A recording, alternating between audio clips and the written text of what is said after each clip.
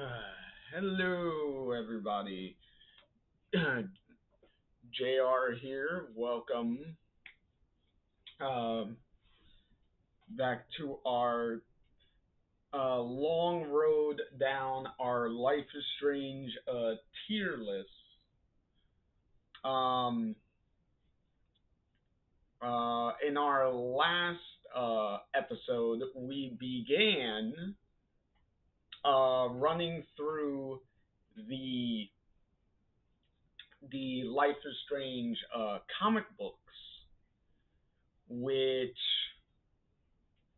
so that way we can start ranking the the major exclusive comic book characters and the comic book variations of Max, Chloe, and Rachel here. So that is gonna be something.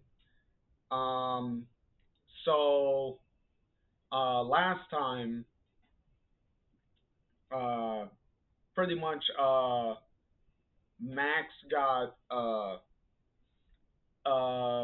some supernatural consequences of because she um let let Chloe live and destroy and let Arcadia Bay get destroyed. Apparently, whatever supernatural force is at work did not like getting I guess cheated because whatever supernatural force really wanted Chloe dead apparently. So because of that, um, Max was being pulled into different um temporarily into different timelines which she was experiencing, which uh we would they would end up calling these events flickers. So that was happening. They went back to Arcadia Bay, which is in the process of being rebuilt, to see if maybe being there would help, like, uh, stop the like flickers, or either like they can figure out like why they're even happening and see what they can do. Um, all it really did was make the flickers even more intense and even more um, occurring a lot more. So in any event, what Max pretty much, hey, how's it going? Hey, happy boy.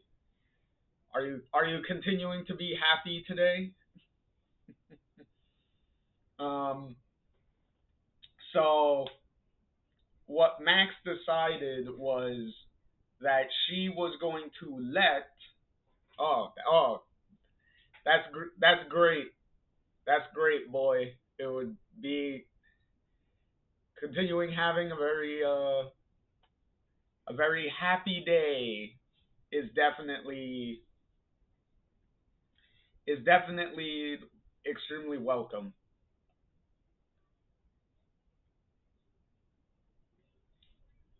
Hopefully, also your streams have also been going well.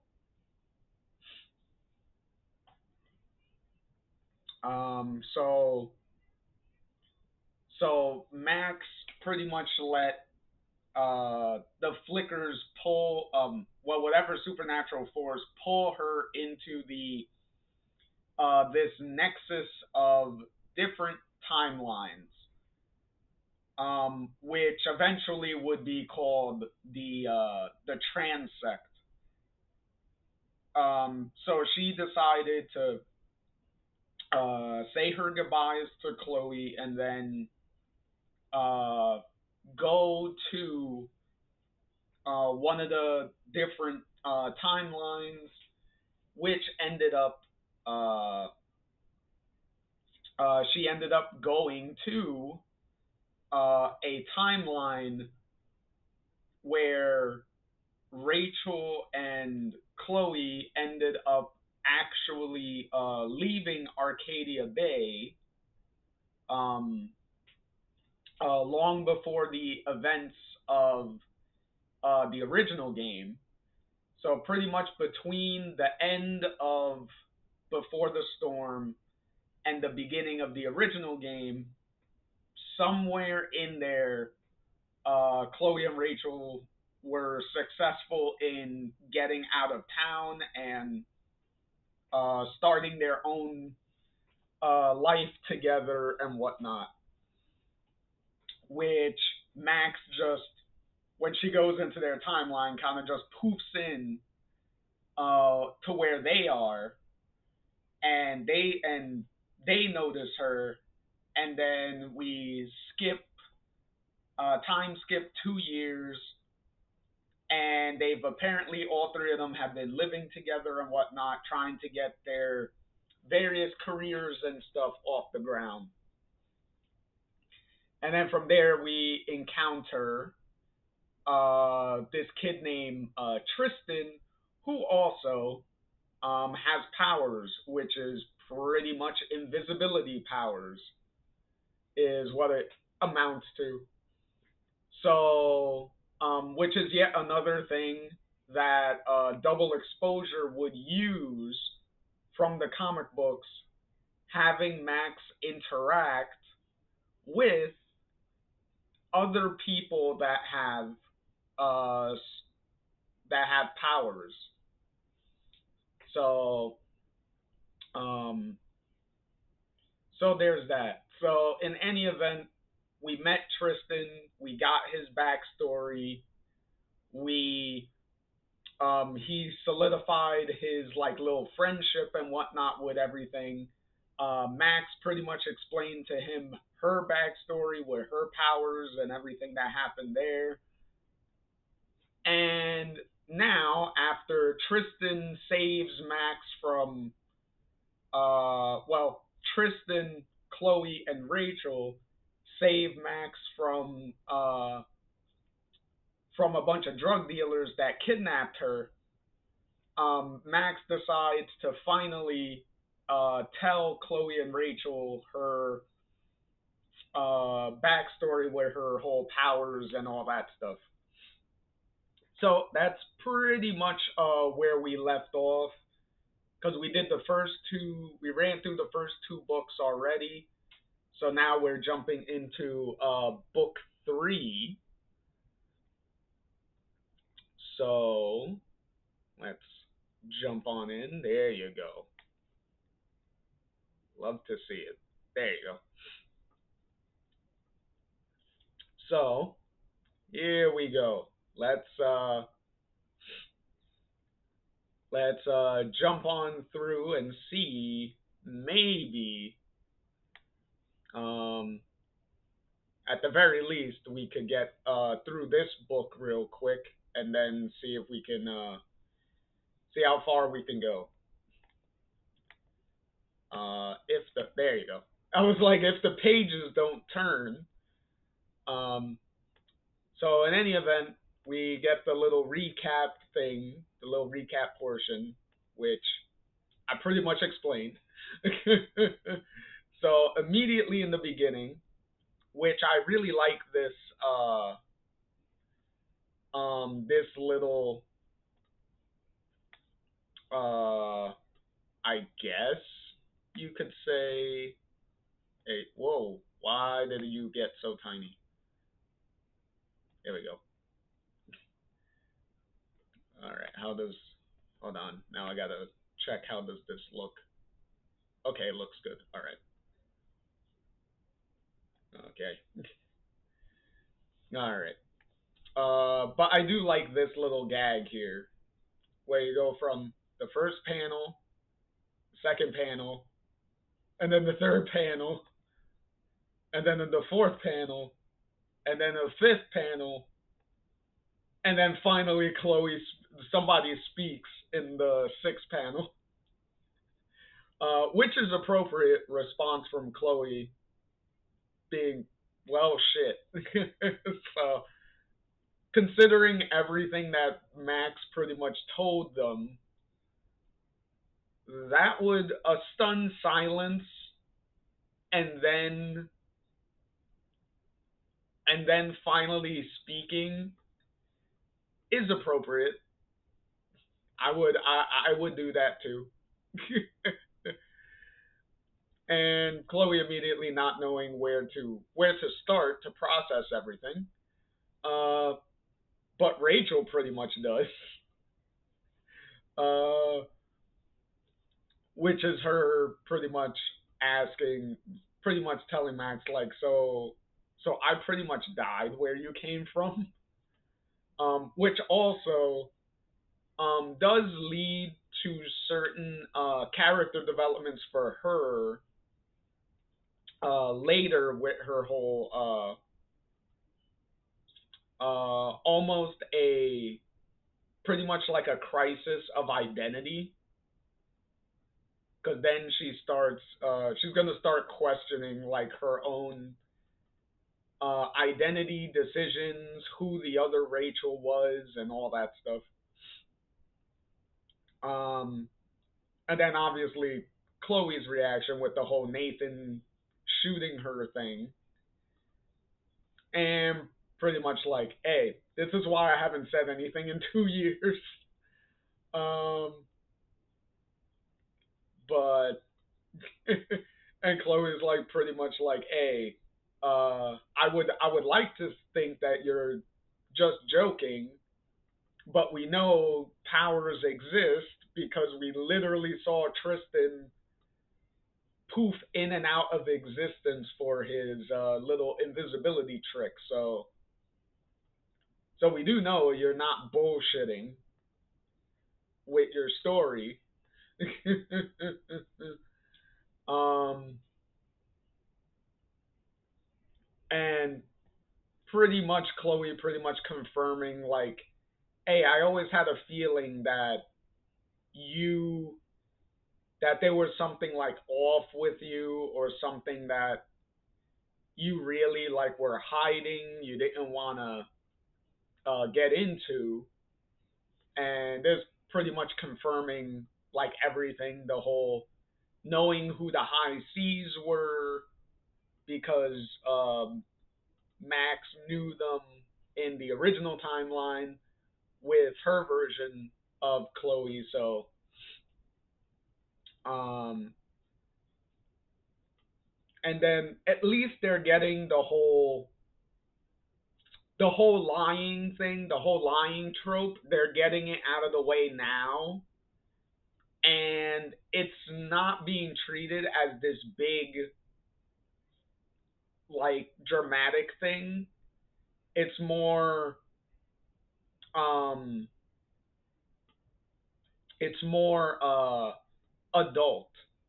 Like, they're sitting down and they're actually discussing this instead of the trope that you always see with these, like, liar reveal thing, where they immediately just blow up, get angry and whatnot, and then they like storm off or something, and then we have to spend like a bunch of time for them to, reconcile whatever issues they have and get over it or whatnot.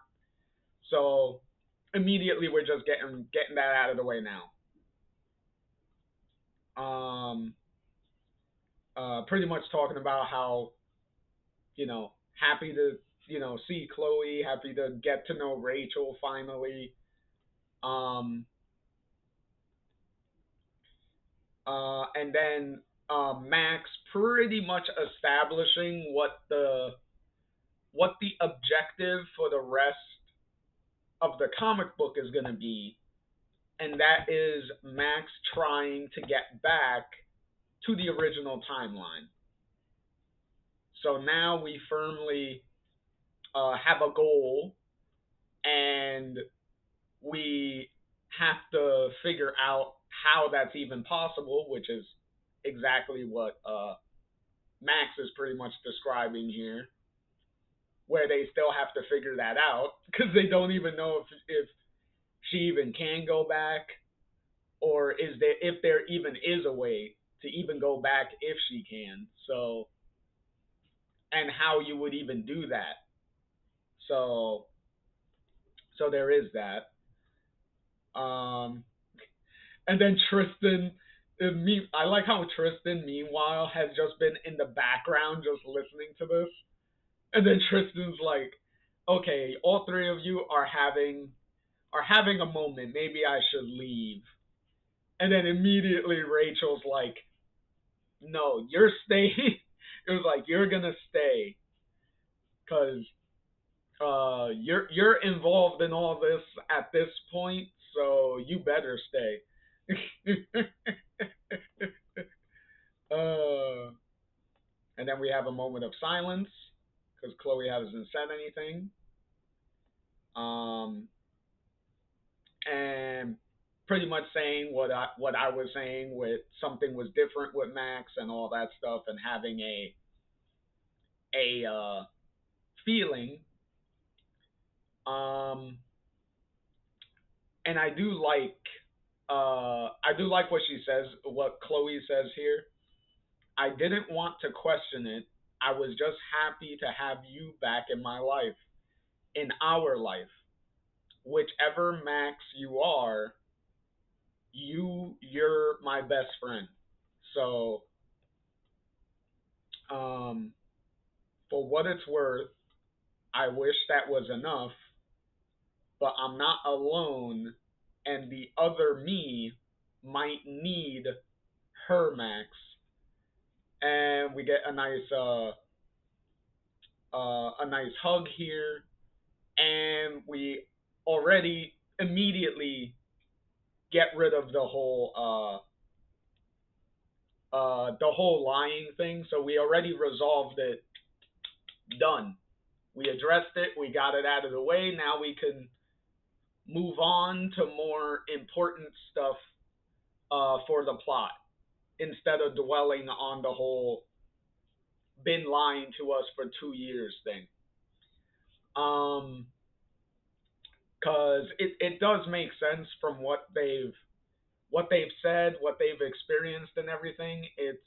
It makes sense that they would just um like resolve it like adults and not make a huge dramatic deal out of it, which I do appreciate. There is a lot of things in this comic run that I appreciate they don't go for the extremely tropey, low hanging fruit um stuff to just go with uh the easiest drama they can go. So I do appreciate that they subvert a lot of those expectations by just uh if it because certain things you have to address, but if you're going to address it, you address it very quickly and effectively, so that way we can move on with the main story. So in any event, wait, okay, well, if not Tristan with a phone, he doesn't have a phone. Um, okay, so it's Rachel's phone. I was like, okay, which I was like, whose phone is ringing? Um, uh, is this about the drug dealers that they live streamed and got arrested? Um, yeah, I think it is because we do get a thing for that. And then pretty much Tristan filling them in on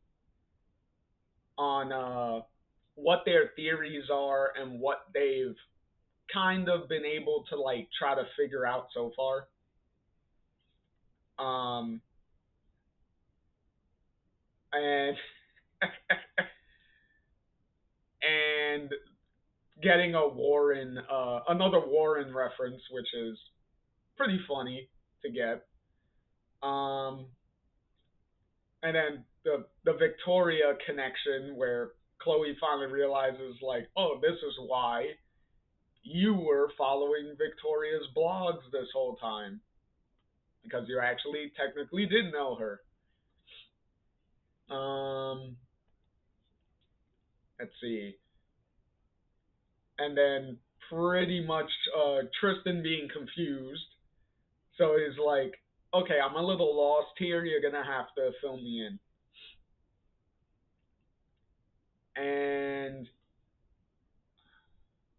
And thanking Tristan for being here for this whole explanation thing, and Chloe pretty much offering like, hey, you could stick around and sleep on the couch again if you need to. But Tristan actually, I don't know how he got the money. I'm assuming he just stole it at this point because it's not like Tristan has a fucking job. He's pretty much a homeless kid with superpowers. Um, like he says, he got a hostel, so he's gonna be staying at a hostel for however long. I don't believe we actually ever see where Tristan's staying. I believe, but it doesn't really matter. It's just a little throwaway line just to pretty much say like, hey, he has a place to stay, pretty much. Um, I do love what he says here. You know, messed up as this is, I envy you too. We don't all get another chance to rebuild. And then, oh, and before he can leave, um, uh, what was it? He notices Rachel here. Also, little side note, I love on the little whiteboard that they have by the in between the front door and the refrigerator is the icon for rewinding in the original game. So fun little Easter egg that they put in there. Um, and then Tristan pretty much saying thank you to Rachel before he leaves. Um, and also for trusting him because as sketchy and suspicious as Tristan is, they still took a chance to trust him, and obviously they were going to because, like Rachel says here, Max was in trouble. We didn't really um, stop to ask questions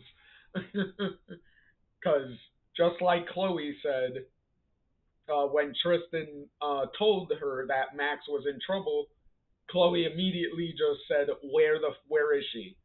Like no questions asked. It's like, okay, you tell me she's in trouble. Let's go immediately. Um,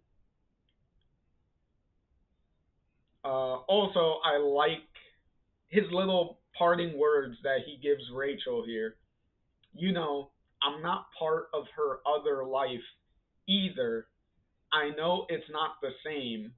Just, I don't think our not being there diminishes our place here.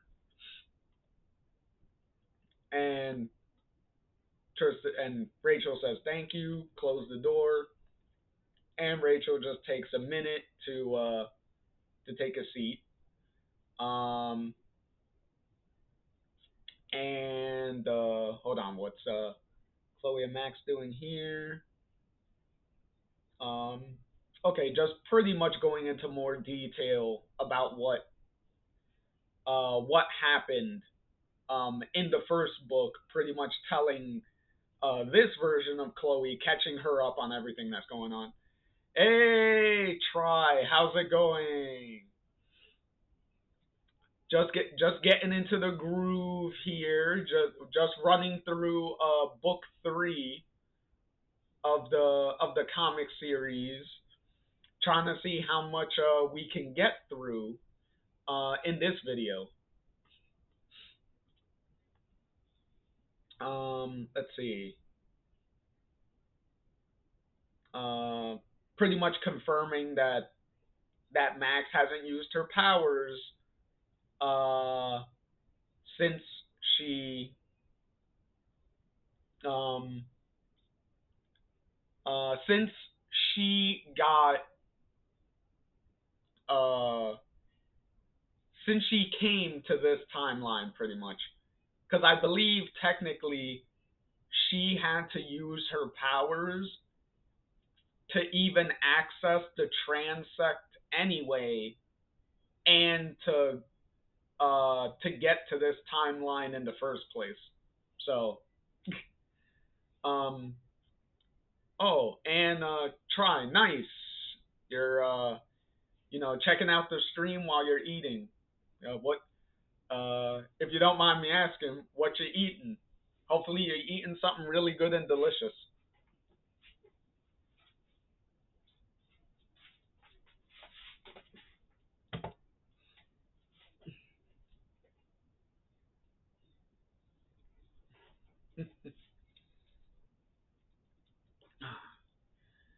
speaking of speaking of eating, oh, pizza. You really love the pizza, huh? Um, well, especially since pizza is usually quick and easy. I ate before stream, so I'm just having my little applesauce snack while I do this. Mm.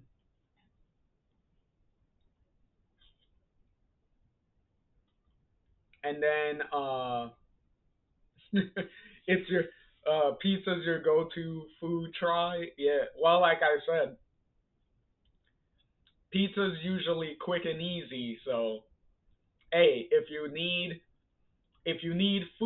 some food, uh, very quick and you don't have a lot of time, or you're just really hungry and need something to eat quick, pizza's definitely something to go with.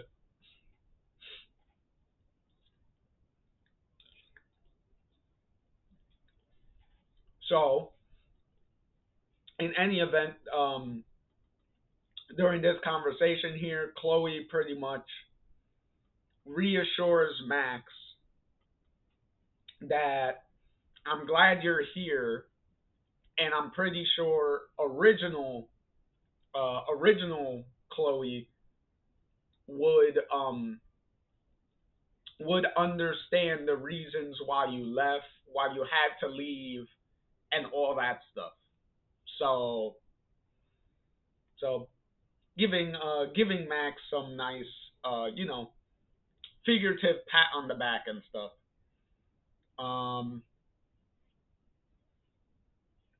and also pretty much letting her know that, like, hey, if you didn't use your powers um last night to save Tristan from getting shot by the drug dealers, then he'd be dead, and Max would probably get kidnapped anyway, and most likely get killed anyway. So hey, it all worked out in the end. Um, I also do love um, that the little subtle thing in the background with Max, as she's talking, she's looking at her butterfly tattoo on her wrist, and pretty much like rubbing the tattoo, which is a nice visual representation of missing original Chloe in the original timeline. So, one of those things where she doesn't have to say it, but they just put in like a little visual cue to just relay that without having to put it in the dialogue. I'm telling you, Claudia did such good job with the artwork throughout this entire comic run. The little references she puts in, those little subtle little details to get certain emotions and stuff across. So good. So good. And then obviously Chloe over here having a little bit of a crisis of her own with coming to terms with like, hey, if me and Rachel didn't leave for Los Angeles, then she would have, eventually died. So, so pretty much, well, technically both of you would have died, depending on the ending you chose. Then both of you would have died, but doesn't really matter. Um, Especially considering like that's that timeline. What happened in that timeline has already happened. So focus on the here and the now. That's pretty much how that goes. So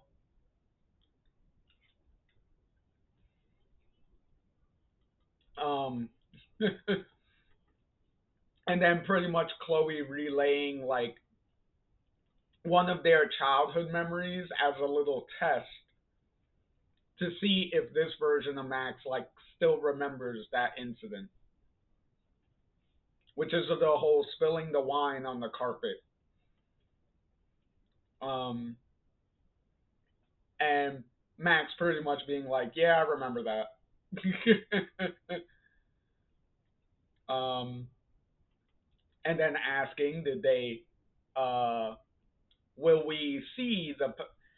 Chloe asking if we get to see a demonstration of her powers is funny. Thankfully, we don't go through the process of the whole testing the powers thing to see if we believe your powers thing. Thankfully, we don't do that. And it doesn't, even if we were to do that, hopefully it wouldn't have involved fucking collecting fucking empty beer bottles to shoot at. Because doing that once, well, technically twice, unfortunately, in the original game was already a headache enough. I don't need to see the comic do it. And then pretty much Max telling them that, hey, you saw my powers technically working at the party.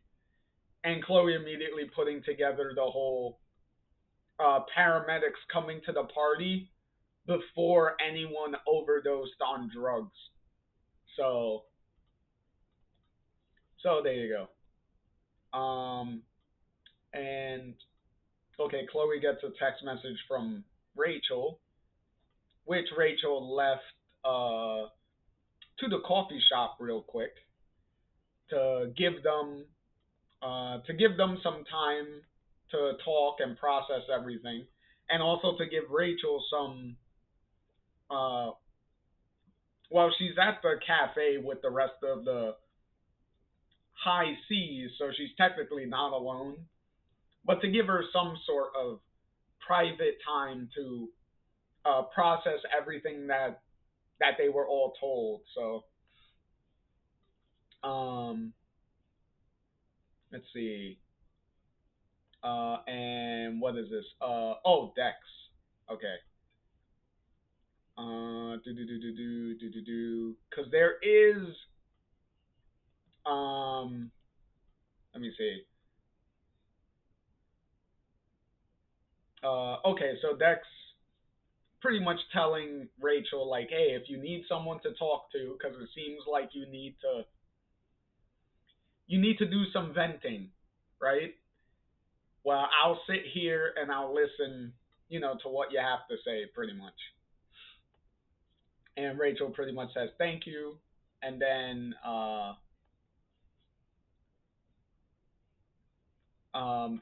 we get the um, the dialogue from Dex here that is subtle enough that could tip you off that Dex was a trans character pretty much, because they never used the actual like word in any way.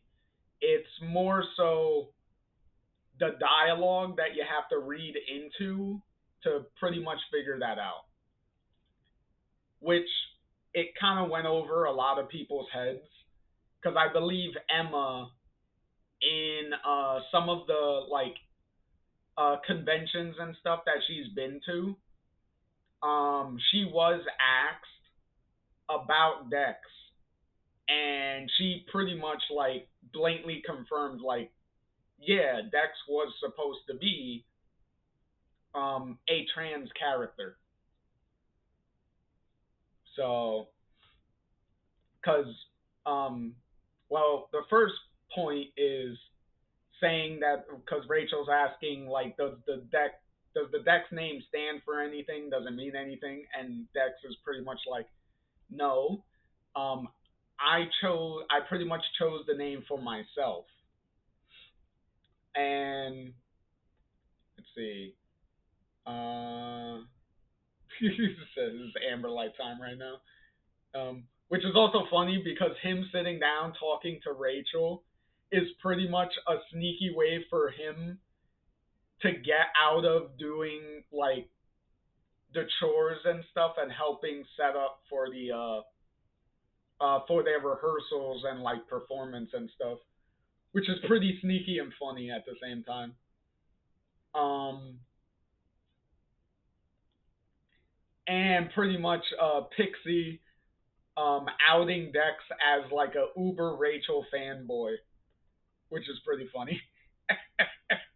Which Dex gets a little embarrassed by, which is pretty funny because besides him snapping at Pixie being like, "Hey, shut up," you also get like a little blushing thing on his face. So that's pretty fun. Um, let's see. Do do do do. Okay, just catching up on his following thing. I'm trying not to miss the um one of his things that he says, like the encouraging things that he says. Um, besides the whole congratulating her for like the drug deal bust and getting the drug dealers arrested and all that stuff. Um, let's see. Oh, okay. I guess I could read through this little part here. Let's see. Though sometimes it's hard not to feel like the least inspiring person in the room, I have some pretty special friends. I've been thinking lately about the places our lives branch, where I might have gone, what could have happened to me. And Dex responds, you know what? I had another life once. I prefer this one, and this is the one I'm living right now. And then Rachel, I hope someday you understand how amazing what you just said was. Um, and then they pretty much, what was it? Dwight comes in to like steal him away because it's like, hey, you're not getting out of helping set up the equipment and stuff, so grab him out. But yeah,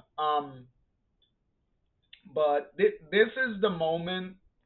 This little exchange here at the end with yet again a subtle dialogue thing um, to confirm Dex being a trans character, with him saying that he had another life um, once, and this is his life now, and this is the one that he wants to live in the here and now. So subtly encouraging Rachel in not dwelling on what she was told about what happened to original Rachel. Because it's like, yeah, technically you're both, um, the same person, but in the same breath, you are also not the same person because different events happen to the both of you that would make you both entirely different people, even though essentially you're supposed to be the same person. Like, yeah, you're the same up until a certain point, and then it branches off because each of you made different decisions that took you both in two different paths. Unfortunately, one of you, their path was cut short, and your path right now has yet to be fully written, and you're just, you know, going through it and living in it now. So one of your story is over, but the you in the here and now, your story has yet to finish. So keep going. Which is essentially what like Rachel's getting out of what he said, even though Dex has no idea that anything that he said was entirely relatable to the situation that Rachel is going through. Um, but also this sets up some stuff, some important stuff later down the line, which is pretty much Rachel finds out from what Tammy says that the High Seas are going to be going on tour to different gigs across the country, and coincidentally, Rachel's Shakespeare tour that she's going to be starting is around the same exact time, and they're actually going to be hitting similar enough, close enough locations to each other. So that's pretty sweet. And they're also going to be one of the major locations, which I believe is the final stop on the tour,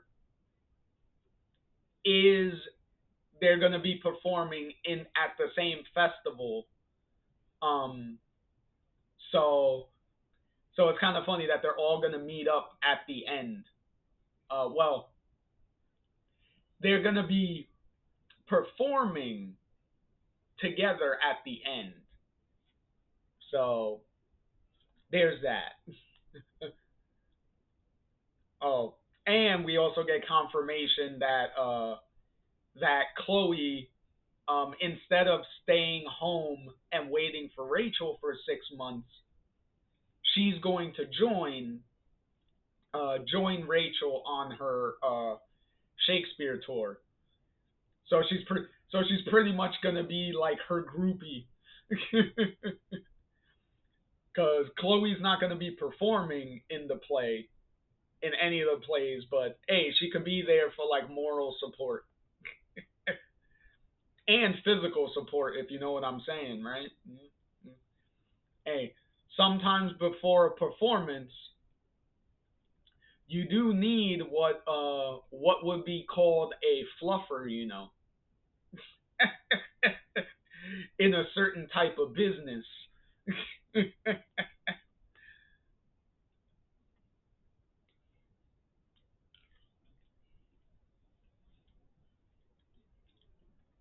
And obviously, everyone's excited that they're all gonna meet up. Um, Rachel apologizing for leaving without saying anything, um, which technically she said something by text, but she means physically saying something. And then we get like a little reconciled hug, which is good. And then Max notices Chloe's sculpture, which obviously is supposed to be the tornado.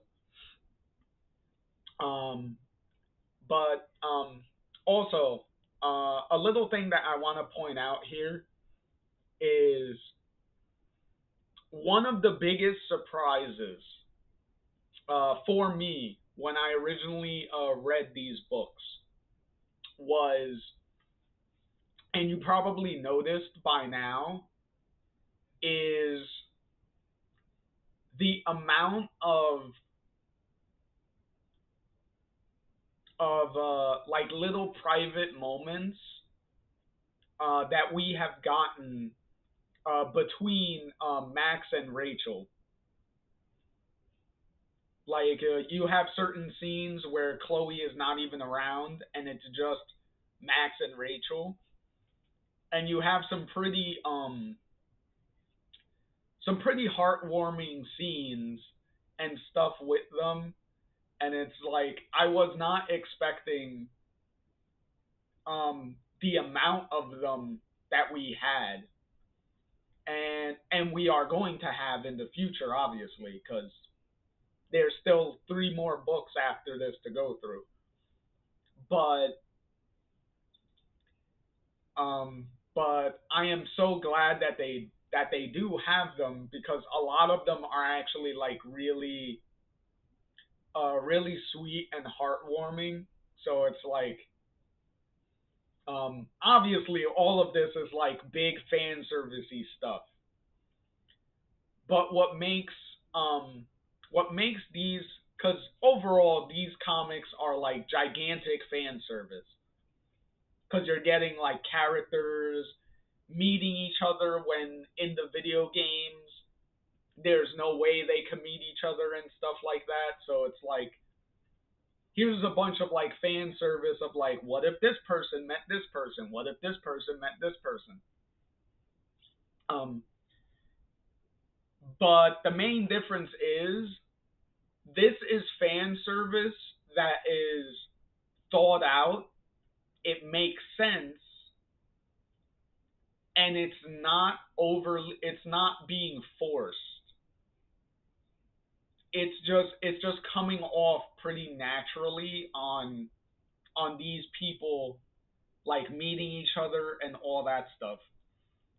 Pretty much like the Forget Me Not comic book that we went through um, when discussing Alex and Steph and all that stuff.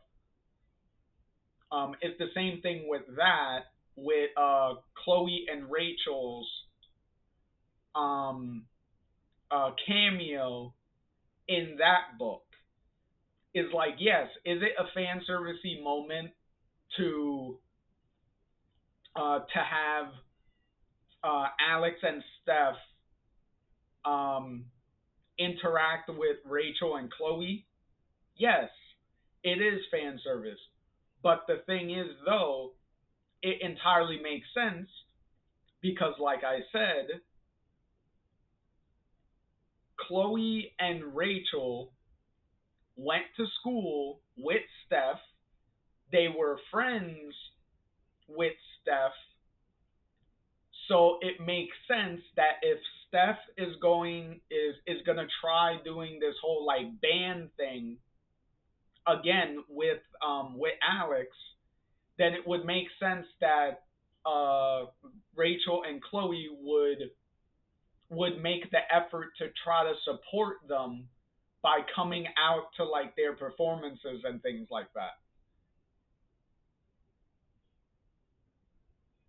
So so you know so it's stuff like that makes moments and stuff more than just fan service. Because fan service with no point and no meaning behind it is extremely boring.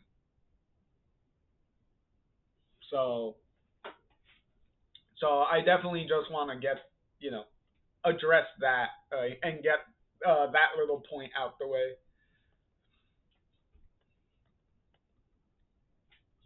So now after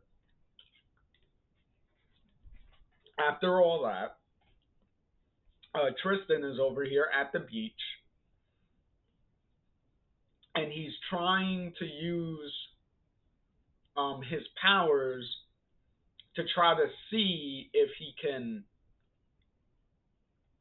maybe access the the place that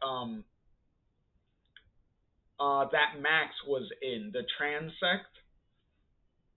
So now he's trying to see if he can try to access that place in some way. And obviously it's not working as much as he's really straining himself to like try to do it. Um, so that's pretty much how we end the first chapter of this book. So now we jump to what was it, Chloe's job, her mechanic job, and then a little surprise that she has for Rachel, and that surprise is a little van.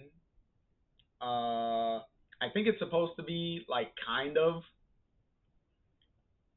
Excuse me. I don't know what you would call it, but it's kind of like a mobile home van, kind of. Except it doesn't have a. I don't believe it has a bathroom. But it does have like a little place that you could like sleep and stuff like that in it. So, but yeah. So pretty much, she is um, pretty much fixing up this van because Chloe's plan is to use the van to use it like a little tour bus, and so Chloe and Rachel could do the tour in the van, and they won't have to worry about spending money on like hotels and all that stuff. It's like no, we could sleep in this nice little comfortable van, so we don't have to worry about that. Uh,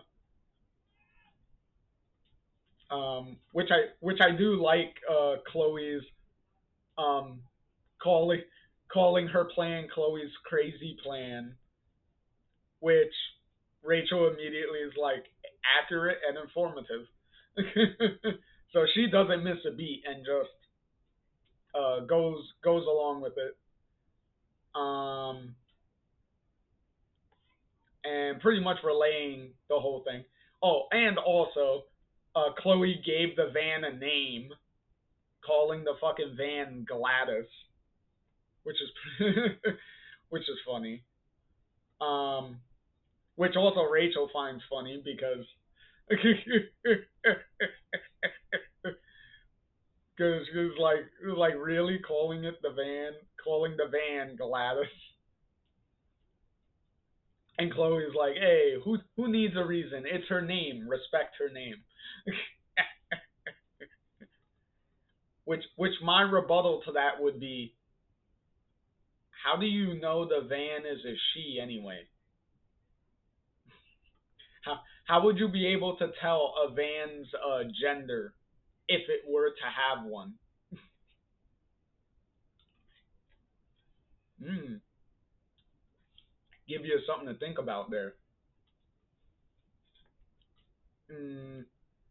So, pretty much this is what Chloe has been secretly working on, um, since Rachel has told her about the tour stuff. So secretly, she's been doing this as a doing the work on the van as a surprise. Um, Also, uh, let me go back a little bit so we can see a. Okay, this is a good enough picture so I can point it out. Um, the symbol, a little Easter egg. The symbol here on Chloe's shirt. Um, if any of you know the history of Don't Nod, this symbol is a part of the logo for Don't Nod's. I believe it was their first game that they made, which is an ironic, which has an ironic name because not a lot of people remember it. Is because the game was called Remember Me, and it was a game that Don't Nod made for Capcom. So I believe Capcom still owns the rights to the game. Um, but if you played Remember Me, um, the game does have a couple of sections within the game where you do where you go into like people's like memories and whatnot, and you're like changing their memories to fit like certain things. So you're like changing situations and stuff that they remember, um, which is kind of like a time travel type thing, um, which wasn't the main mechanic of the game. The main mechanic of the game was more of a like action, like beat 'em up. Were there guns in the game? It's been so long since I played the game.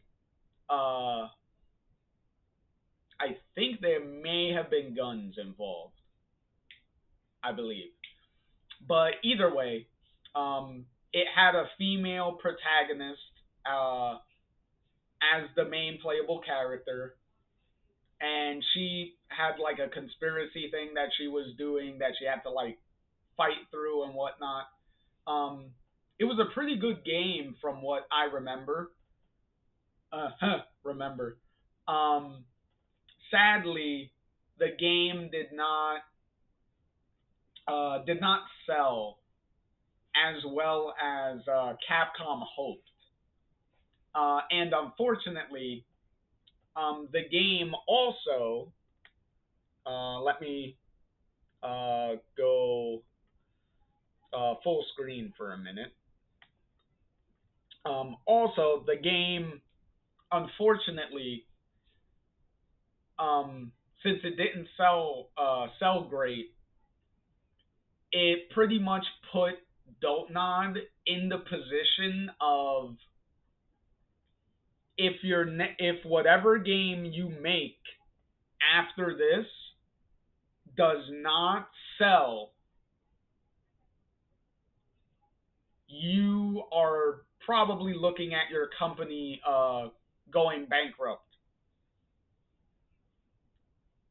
And Don't Nod um, really liked the whole memory like time mechanic that they made in Remember Me, and they were like, what if we took this and made like a game centering around a mechanic like that, like the little time thing. And that was the genesis of what would become the original Life is Strange. And pretty much the rest was history because um, Life is Strange was obviously a big hit. It pretty much saved the studio and stuff. So obviously, the main reason why Life is Strange was the way it was is because of their limited budget that they had, and that's also the reason why Life is Strange was episodic, because it was not necessarily because they wanted 100% to do it that way. It was also a more cost effective way for them to do the game to begin with. So it really helped. Also, hold on real quick. Be right back. Let me go grab something.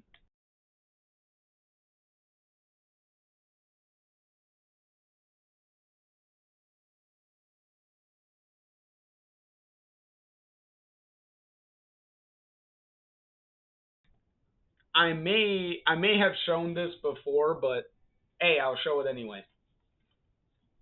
Here is the actual game. Here is Remember Me, and this is the game I'm talking about. So as you can see, big old Capcom right there on the bottom, and if you can see it right there on the back is where you got Don't Nod's their original logo right there in the back. So yeah, this game has also not been re-released in any way, I believe. So unless you have an original PS3 copy like this, or a Xbox 360 copy, then that's pretty much the only way you're going to be playing this game. This game also had like DLC, and since this was a Capcom game, the DLC that they came out with for this was some special moves and stuff for the beat 'em up combat, to have like Street Fighter like moves and stuff.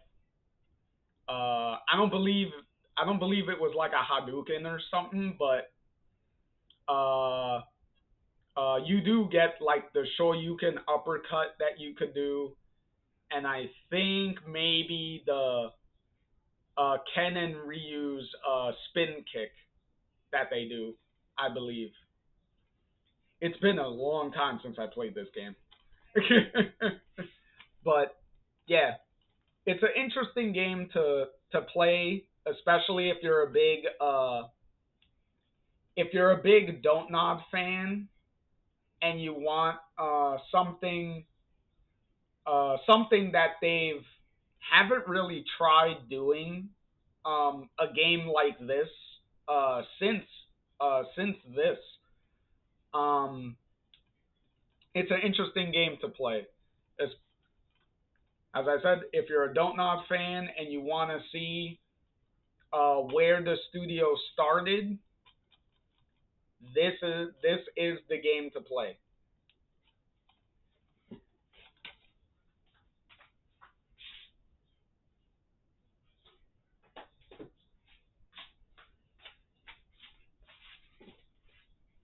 Alrighty.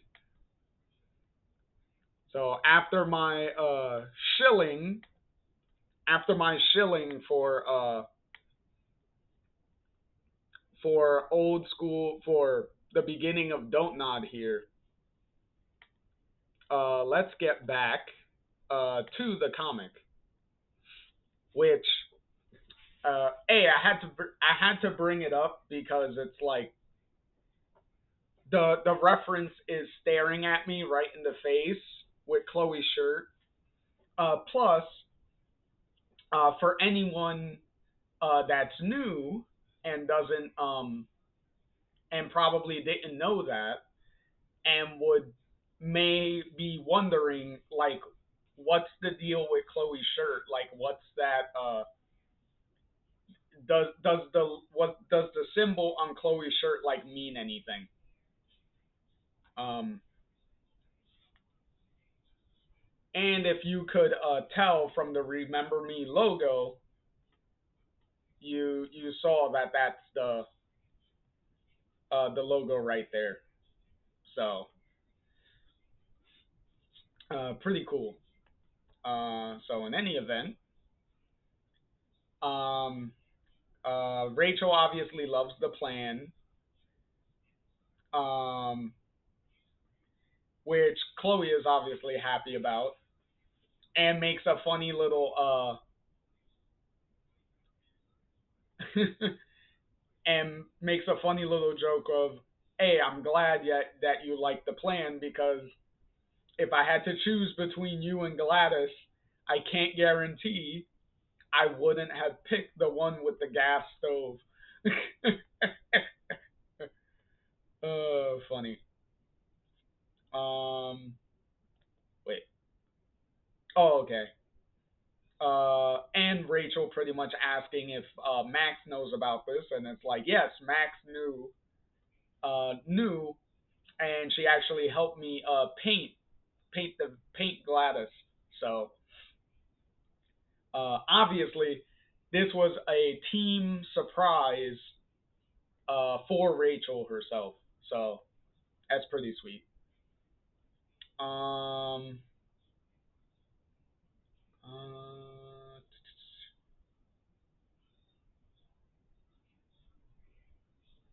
uh, okay. Oh, and pretty much like confirming that her boss already knows that that how much time she's taking off and everything. So there's no issues there pretty much. Um, and then pretty much them hoping that was hoping that Max uh would be going with them on this like little road tour that they're going to be doing, because they don't know if Max is even going to be able to even going to be in this timeline anymore by the time the tour is ready to start anyway. Because I believe Rachel did say earlier that we still got like 1 month away before the tour stuff starts. So, um, and then Chloe and Rachel hug it out because they're like, we do want her to be here for this tour, but at the same time, we do hope that she's able to return to her own timeline. So pretty conflicting like feelings. Like you got your selfish feelings, but you also have like the feelings of like what is the right thing to do type of thing. Any event, Max is over here chilling at the beach, which is where we saw Tristan chilling at earlier. Which, speaking of which, Tristan walks into frame. And also, he actually has a cell phone this time, which is good because this whole other time, like, how the fuck were we gonna get in contact with him anyway? uh, at this point, because before him getting a cell phone, it was just a crapshoot of, are we even going to run into each other at this point? Like, how are we going to keep in contact? Especially now, since they're trying to figure out like how to cross into different timelines and all that stuff. It's like, yeah, having some effective way of communicating would help those plans go a lot smoother, don't you think? Um, and then Max kind of reflecting on her powers maybe getting a little stronger, like she feels a little stronger, which is also a fun metaphor because she's saying it in relation to her powers, but in a double meaning sense. Like obviously she feels stronger more emotionally because now she put everything out in the open with Chloe and Rachel, and since they're supporting her so much, and meeting Tristan and getting to know him, and then him helping and being um, really supportive with her, and the scene we saw earlier with Rachel supporting her, it makes everyone feel stronger when Max is getting all of this support.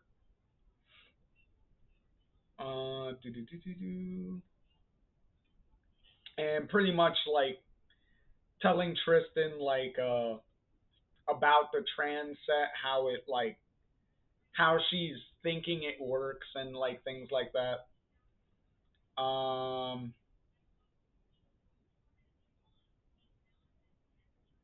and she's like used. Okay, so Max said she used a photograph to open the trans set, which was the I believe the photo she used in the first book was uh, the photo of her of the day she got accepted into Blackwell. I believe that was the photo that she used. Um, Actually, I could double check that right now. Hold on.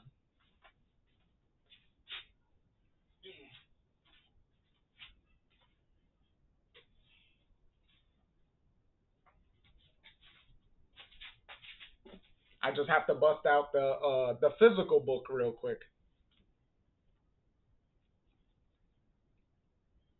And I just go to the end.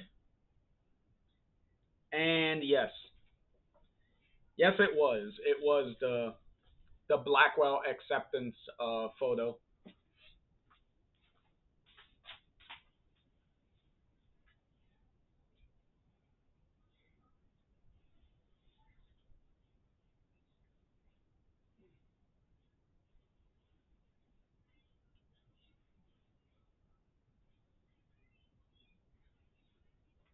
Yeah, there we go. Okay, you go back up there, nice and easy. All right.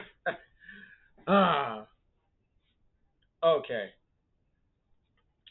So with that information, Tristan gives her uh, a photo from the day that he unlocked his powers when his friend during the drug deal and his friend got shot and killed. Um, it's not the important part. The date is paper after the shooting, and it says this is the day after she arrives. which is an important key here and an important hint. But that means, and then Tristan says, yes, you arrived the same day my ability manifested, and you think that means something. And let's see, it says, what if when you made that jump, what if you weren't pushed through, but pulled through? And he poses, what if I'm the reason you ended up in this string, which is what they're referring to, like the different timelines and stuff as, like these like strings. Um, and pretty much Max is kind of like, hey, I've been looking for answers and stuff, and it's like, um, if that would be the case, at the very least, saving your life uh, is a good enough reason for me being pulled into this timeline anyway. So, um, so pretty much Tristan is like, okay, if you could use this photo to to go back to that day and I guess change something, which is also pretty vague because it's like, okay, if Max even can jump into the photo anyway, what would she necessarily be changing to to go back? But then again, it's just Tristan spouting off like theories and stuff. Um, but he does say, well, they say, why would I do that? In reference to jumping into the photo. And he says, because I don't want to be even slightly responsible for someone else's pain. If my power manifesting called you here, then, and they kind of trail off and be silent. But obviously, the implication is what he would propose her change is his powers not manifesting to begin with. So pretty much the thing that he would propose to change is probably his friend not getting shot and killed, because that was the trigger for his powers to manifest to begin with. So I guess he thinks that, like, okay, if you prevent him from dying, then my powers wouldn't appear in the first place. So since my powers don't appear, I won't have them to pull you from the other timeline. But yet again, that's we're if we're taking his theory as 100% fact, that yes, he was the cause of the whole flickering thing and Max being like pulled into these different timelines and things like that. Yet again, if we're taking what he's saying as fact. But yet again, these are all theories and stuff, and there's no concrete answer on why that happened and what the like root cause of it was. It's still some you know super vague supernatural occurrence. Um, and pretty much, um, Max pretty much saying to Tristan, even if I could, I wouldn't. I miss my Chloe, but what I've experienced here is precious too. I'm not going to rewind it. Besides, my Chloe would kill me on sight if I let another person die for her, which is 100% true. That I 100% believe that even if she did do it and Chloe and original Chloe found out, she would immediately um probably throw Max off a roof or something. Or they could have broken up, which would be a good justification for a breakup in that situation. Just saying. Unlike unlike another game that did not give a good enough reason for a breakup that even made any remote sense. Especially a reason that didn't contradict character development and how characters were before the game. So yeah, and anyway, and also, this is just my thought, but given what we know of how Max's photograph jumping powers work, technically she's not in that photo, so I don't believe she would be able to even jump into the photo even if she wanted to.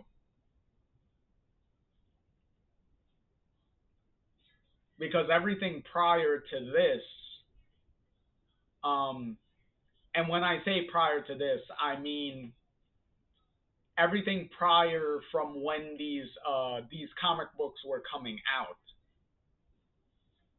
Max needs herself to be in the photo that she's jumping into. She can't just use a random photo and jump into it. It has to be a photo that she's in somehow. So yeah, I honestly don't believe that Tristan's idea would even work. But in any event, Max tells him no, and we'll find another way. So we got work to do to figure this out. So while Max and Tristan are doing their little training arc, doing their little anime training arc, trying to turn this into a shonen anime apparently. Rachel is getting her what was it? Her key to the, oh no, her award for arresting the drug dealers and doing all that stuff live on stream, which is the funniest part about that. And pretty much like accepting the medal and thanking everybody. Um, and then now we cut back to Chloe, Rachel, and Tristan and Max here. Uh, Pretty much just chilling with Chloe on her. I'm assuming Chloe's lunch break. Um, but yeah, and Rachel pretty much like, I wish you would have let me like shout out your name during her acceptance speech. And Tristan's like, hey, I like being invisible, or as he refers to it, a ghost, and I would like to keep it that way. um, and sarcastically, he's like, and besides, You want to explain how your friends can rewind time and turn invisible? And Rachel's pretty much like, yeah, no. um, and pretty much like, yeah, how's that going? And and funny little thing of Chloe pointing out like, hey, Rachel referred to me as her girlfriend in front of like a crowd of people during her acceptance speech. So that was a pretty sweet move. and Rachel's and Rachel's fun little quirk of like, if 1.2 million internet followers can't handle it, uh, well, can handle it, if all of her millions of followers can handle it, it was like, hey, a handful of local press should be able to. Or if they don't, fucking check themselves. Who cares? And I love Chloe's response of fiery. I love it. And it's like, oh, look, we get a Rachel and fire reference. uh, maybe y'all can drop the fire emotes. It would be a perfect time for the fire emotes to go off. In any case, uh, Chloe pretty much asking for an update on how Tristan and Max's progress has been going. Mm,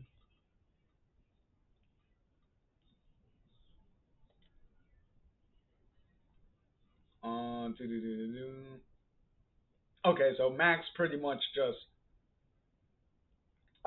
fucks with Chloe a little bit here because she's sitting over here 1 minute, and then in the next panel, Max is wearing Chloe's beanie. Uh, and then pretty much Tristan rightfully deduces that, oh no, she just literally just walked up to you, yoinked your hat, put it on, sat back down, and then just rewound time. So yep, pretty much.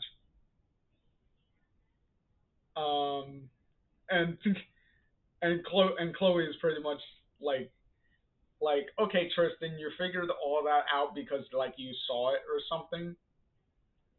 And Tristan's like, no, I just use common logic, use common sense here. uh,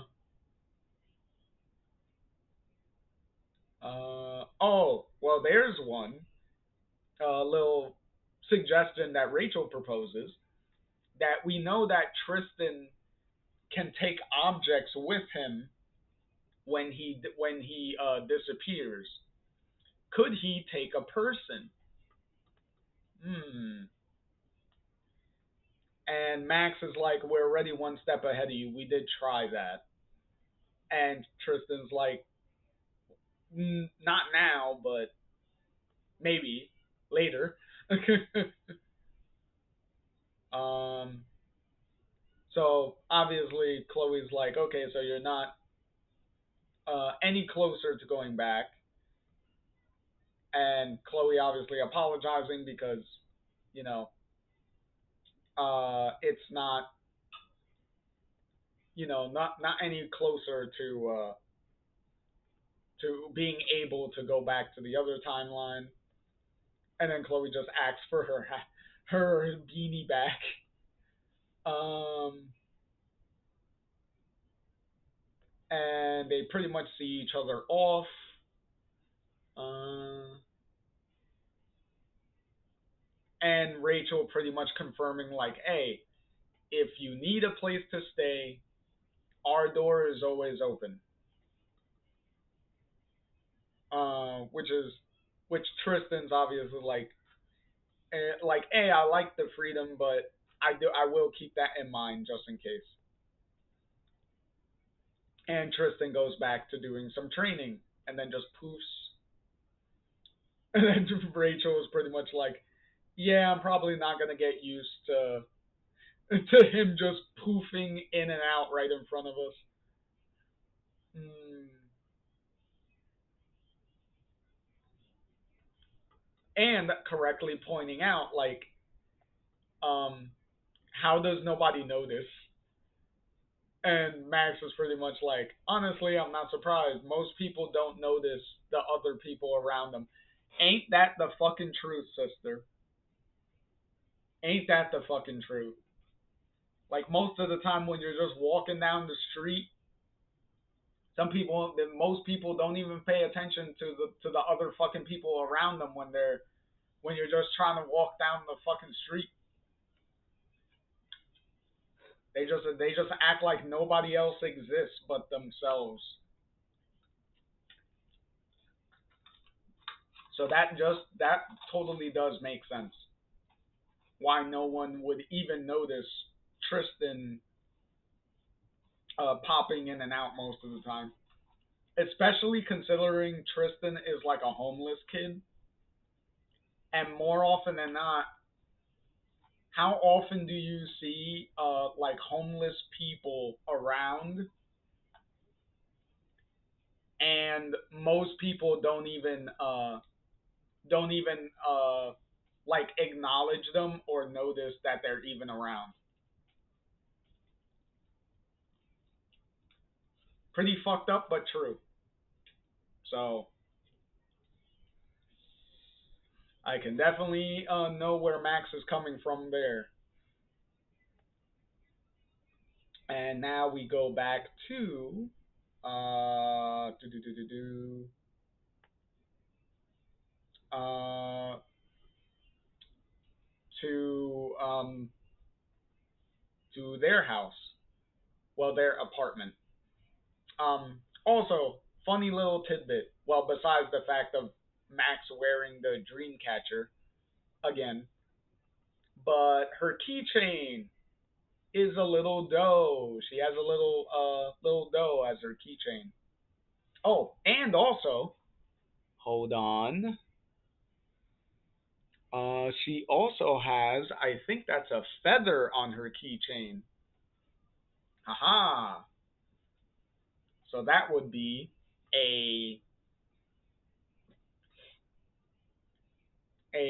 Rachel reference. Yep, that is a feather. Okay, because in the next panel you could see it. Um. Oh, and then now we get a little bit of a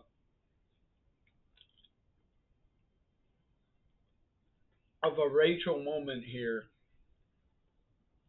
where where she's asking Max, "What was I like? The me who died. What was I like? What did I do to become her?" So we're addressing Rachel's identity crisis that she's going through right now. So we haven't uh, we haven't fully well Rachel hasn't fully moved past that, which does make sense because if you were told that if someone came from a different timeline and in that timeline you find out that, oh yeah, I pretty much like died in this fucked up way from being in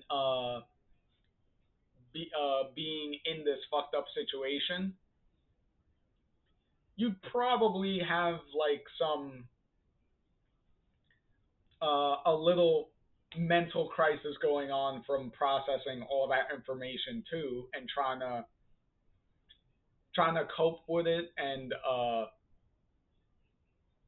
and like process the whole thing. Um, but in any case, Max says the thing is, I never knew you. I felt like I felt, excuse me, I felt like the only one who didn't, which pretty much makes sense because in the original game, almost everyone that Max can talk to at some point usually has something to say about Rachel in some way.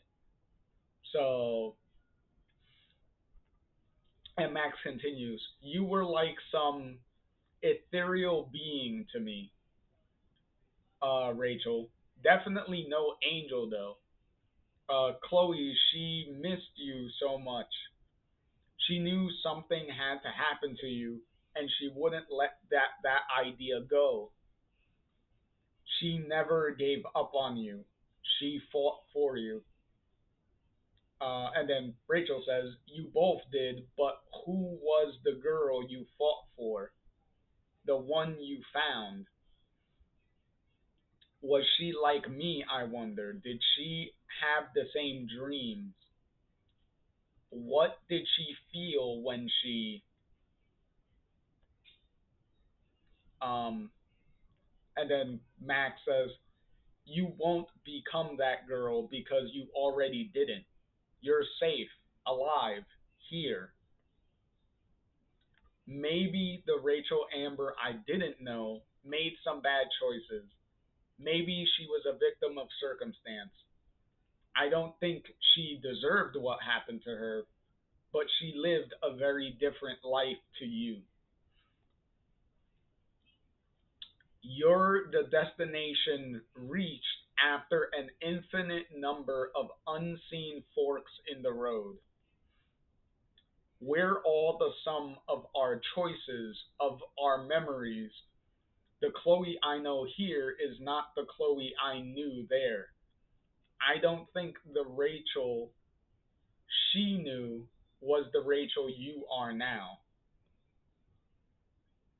And then Rachel says, I guess not. For so what about us? About the memories we've made here? And then Max says, whatever happens, I get to keep those memories.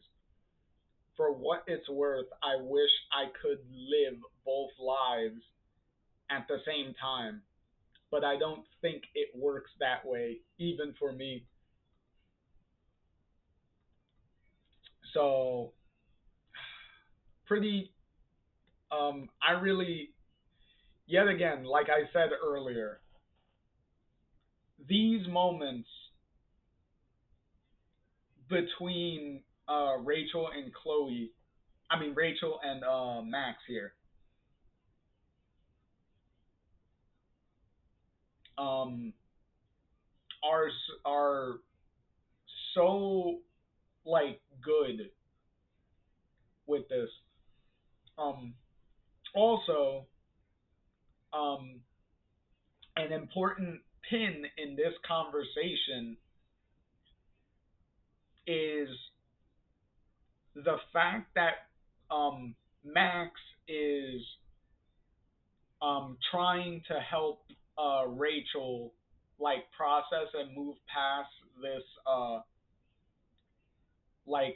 crisis of identity that she's kind of having here. Um, Rachel is going to have a similar moment later where she is going to return the favor to Max later. So it's really it's really fun how Emma as far as the writing goes, how Emma wrote these scenes to um kind of like foreshadow later um, like a similar situation where the roles would be reversed, which I think is pretty sweet, and it definitely like hits um hits very well. So in any case, we got Chloe here with Dwight, and Chloe makes the High Seas logo that we saw in the original timeline. So in this timeline, we actually got to see Chloe make the High Seas logo. Um, well, at the very least, actually put it on their little tour van or whatever, and pretty much just Dwight like uh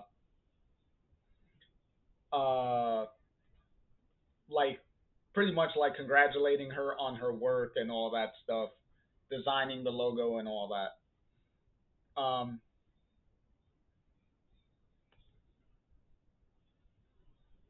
Uh, oh, and also as a favor for doing the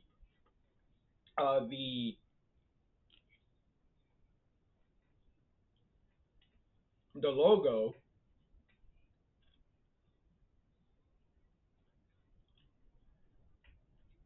in return, Chloe, Rachel, and Max, because she is getting this stuff for Max in the event that Max is still going to be around by then.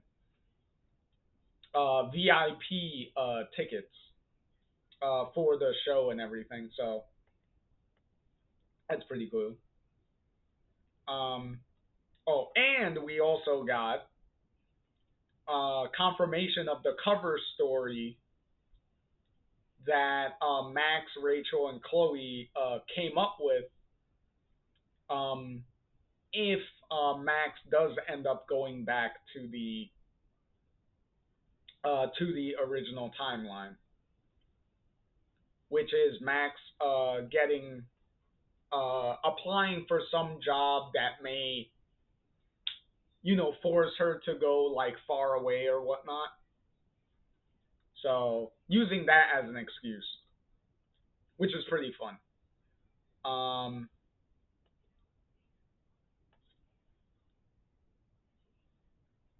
uh,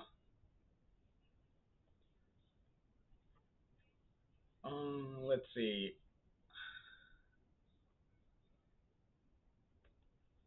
But yeah, so we just have like this um little like banter and stuff um between Chloe and Dwight here. Also this little thing of dialogue that you can catch here is, excuse me, Dwight saying um that it feels like we've known you guys for a long time. So yet again, it's more of that feeling of, I guess you can say, like Chloe has been saying previously, deja vu,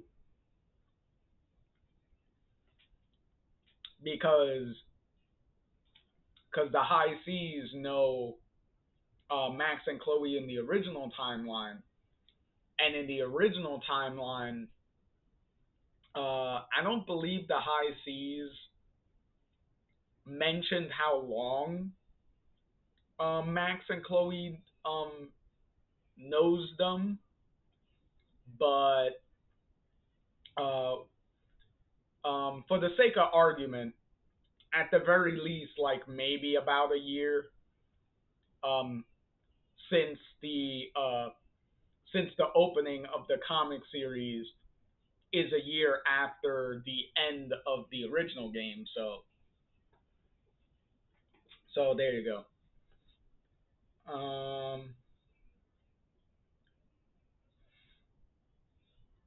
And then Dwight saying like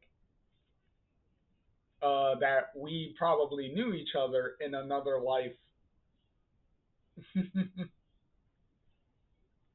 and then they probably which he is technically correct, but he doesn't know that.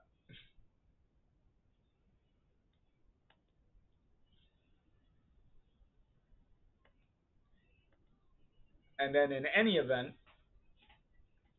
after that little nice little scene between Chloe and Dwight, which um, isn't really much, because like I said, most of the High C members don't really do much in this whole comic series. Like Tammy, Dwight, and Dex don't really do much. Um, the only reason, uh, the only reason, as far as the story goes, that I remember Dex more is mainly because of his earlier scene where he was comforting Rachel earlier in the coffee shop. That's the only real reason I remember him. Um, is because I really liked the tiny little scene that they had, their little back and forth exchange. So, especially like I said, with the subtle, with the inadvertent, meaningful advice that he gave Rachel. So, and then meanwhile, we cut back to Tristan back on the same spot on the beach, um, trying to uh, access the transect and not being very successful still. But then he turns around and he sees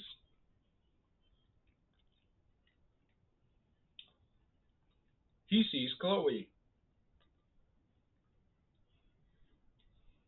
At the very least, a apparition of Chloe, because um, it's kind of hard to tell.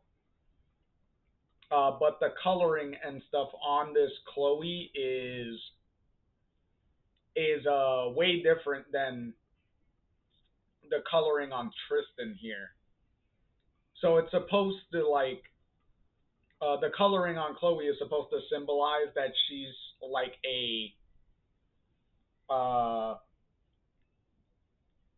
like kind of like a weird ghostly apparition, even though you can't like see through her like a ghost or anything. But obviously Tristan is like, what the fuck?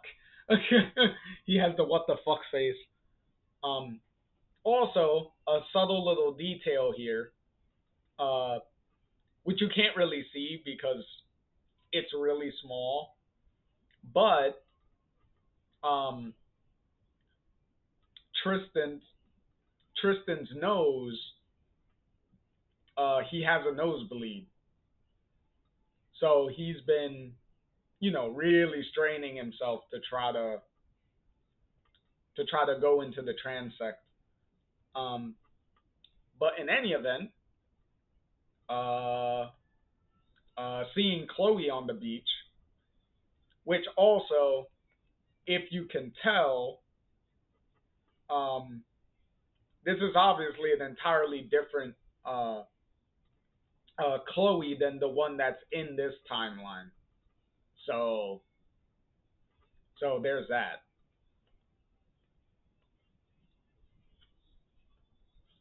And then we have Max pretty much monologuing, um, reflecting, and then we come to find who is she talking to,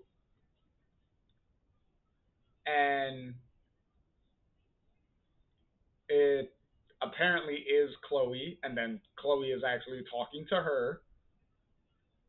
Um,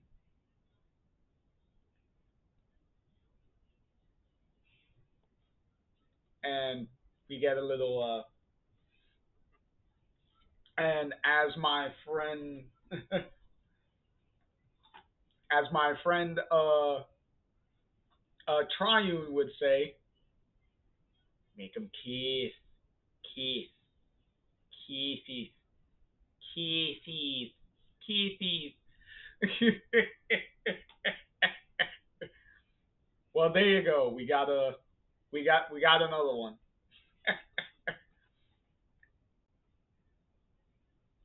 But and Chloe pretty much um um like helping Max pretty much be like, hey, regret isn't doesn't have to be a negative feeling.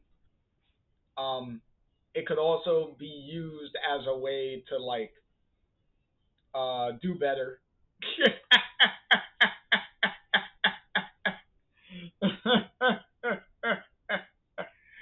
uh, oh he so you heard me. You heard me with the there you go. You heard me with the kisses, kisses. Make them kiss. uh,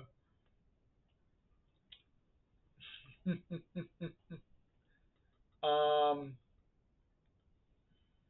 but yeah, pretty much Chloe reinforcing um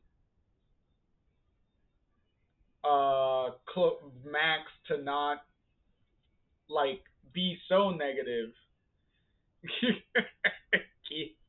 uh, you got Triune here spamming the all the kissing emotes, all the kissing emotes. Oh, and there's Try's little kissing emote.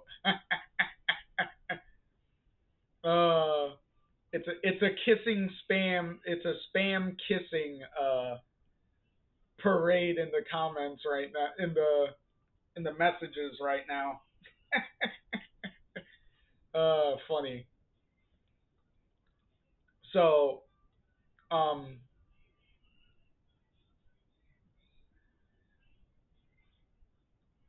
but let me see. Let me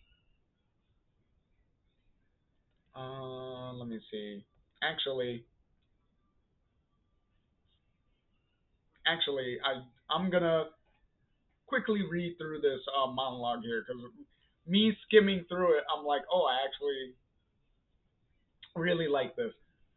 Okay, so Max says they say time is a healer, and I guess that's true. Or maybe time is a filter on a photo of the past. It can get rid of the blemishes, add a cozy light, make us forget the bad things that were lurking just out of frame. If it doesn't really heal, just helps us to forget how much we were hurting, maybe that's the same thing. I don't want to forget my mistakes, but the farther I am from them, the more powerful that filter. No one around me now remembers what was happening out of shot. No one remembers the raw, unfiltered photograph of that storm, of what happened because of us. So why should I? That storm saved your life, Chloe. Why can't I just be happy about that? about that bit. And then Chloe says, because you're a good person, Max. Because you care about more than just our lives. And I wouldn't love you so much if you didn't. And then obviously the key thing, and then we go, regret isn't a negative. Wishing we could do better isn't bad. The world you live in now didn't experience the storm, but it happened, Max. And if you let go of that regret, if you forget about consequence, then what are you?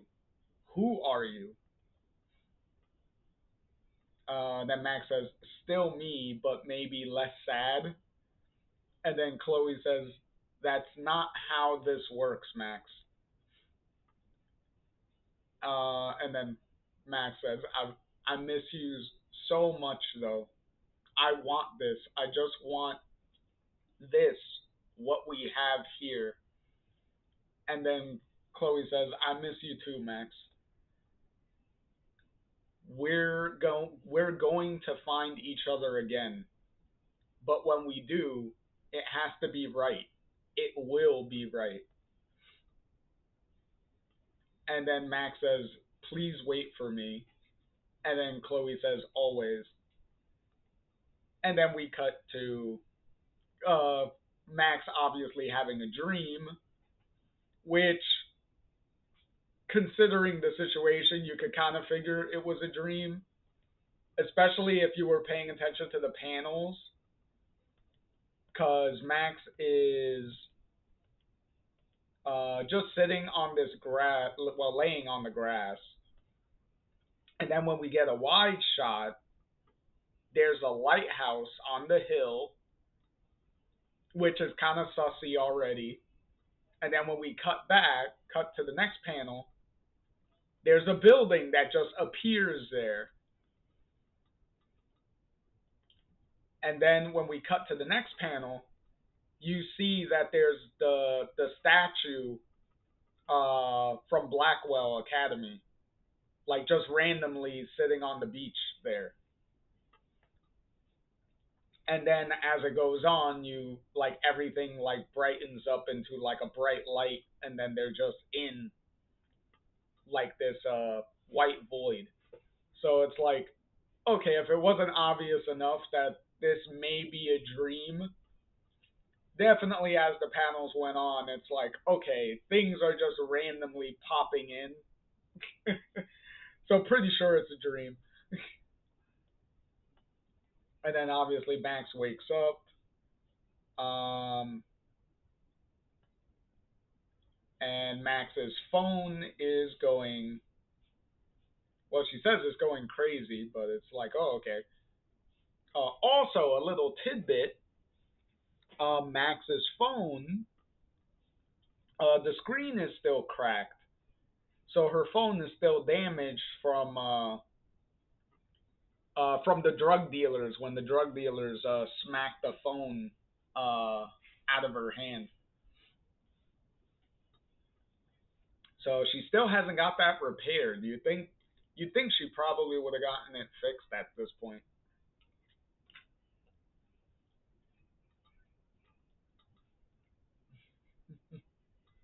I do have this funny little joke of Chloe saying, "I thought Rachel was a heavy sleeper, but you have her beat." um, and Chloe's like, "Wait, what? Where'd I put my nose? Oh, she's stupid." But the irony of having a dream about original Chloe, and then Max getting woken up by Rachel Chloe over here. Let's see. Uh, and then Chloe obviously bringing up, who the fuck is even calling you so many times? And it's obviously Tristan. And then Chloe teasing, have any good dreams? And then Max shooting right back, wouldn't you like to know? um, do do do do do.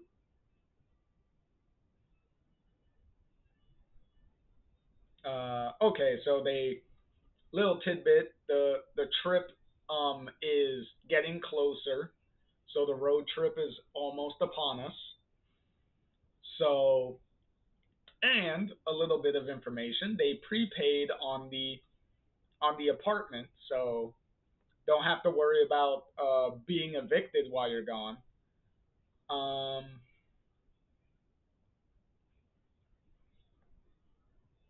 and let's see.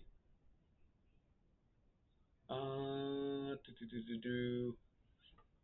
But also being a little thing about, if if Max is still even going to be here and all that stuff. Excuse me.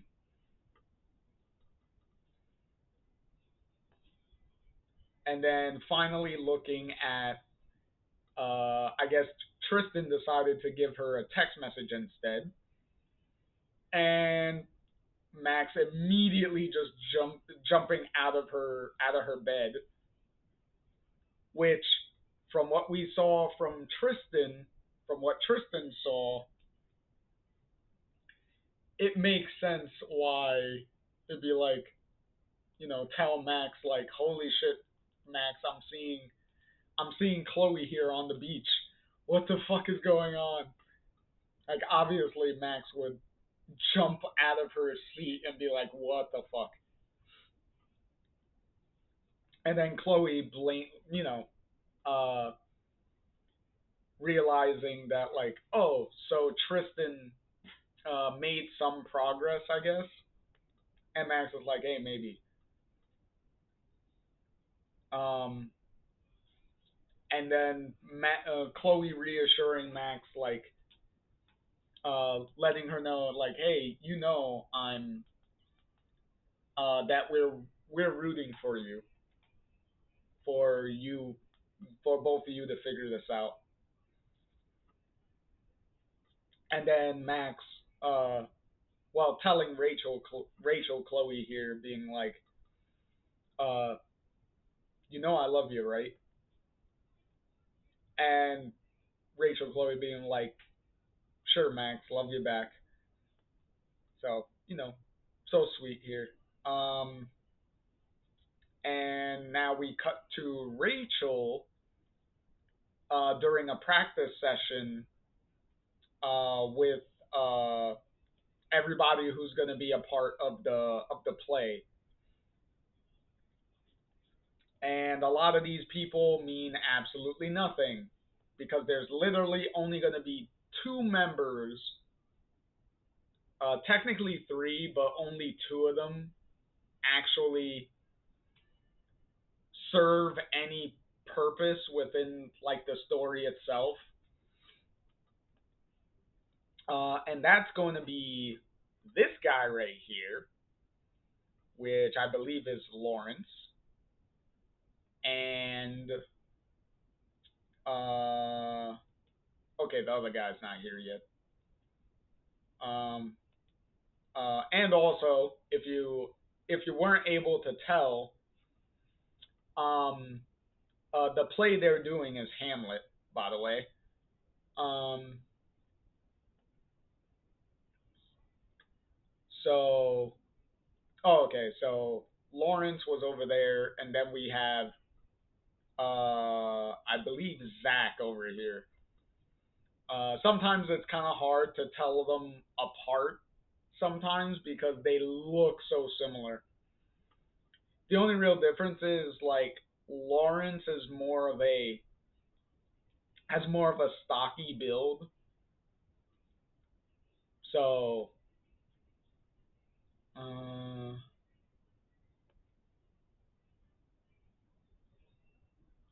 yeah, there you go. Thank you, Rachel, for calling him by his name. Um, and then Zach is immediately immediately asking Rachel to hook him up with Chloe, which is insanely funny and also ironic for what's about to happen. Because Rachel's immediately like, is she single and interested, you mean? No. Also, the look on Rachel's face is pretty funny. Like, like you could tell, like she's like pretty pissed off that like, are you really asking me to help you? Uh,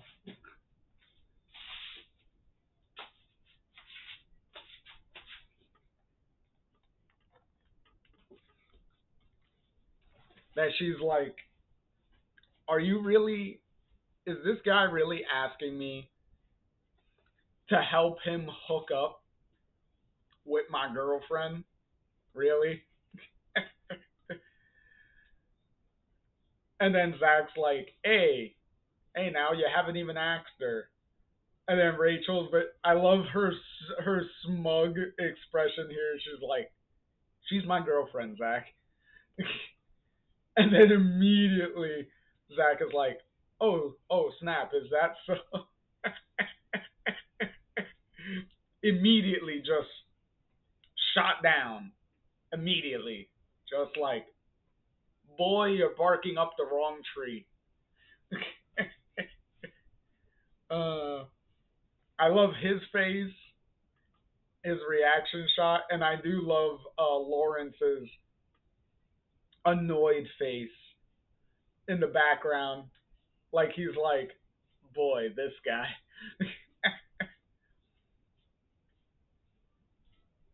And then Lawrence just, you know, um, very casually ushering Zach away and distracting him so that way Rachel can get out of this very awkward conversation that Zach put her in. And I love the nice little wink and thank you from Lawrence and Lawrence with the thumbs up as Zach is completely distracted and just talking. Oh, and the fact that Rachel is wearing the feathered earring this time. She's actually wearing it. And then Chloe, meanwhile, is just at work doing her stuff. And then, what was it? Pixie shows up. Mm, and hold on, what exactly? Oh, okay. This is what she's come to deliver to Chloe the tour schedule. So pretty much where they're gonna be, what where their gigs are gonna be, and all that stuff. So that way they can meet up at the stops and stuff. And so that's pretty important that they need to.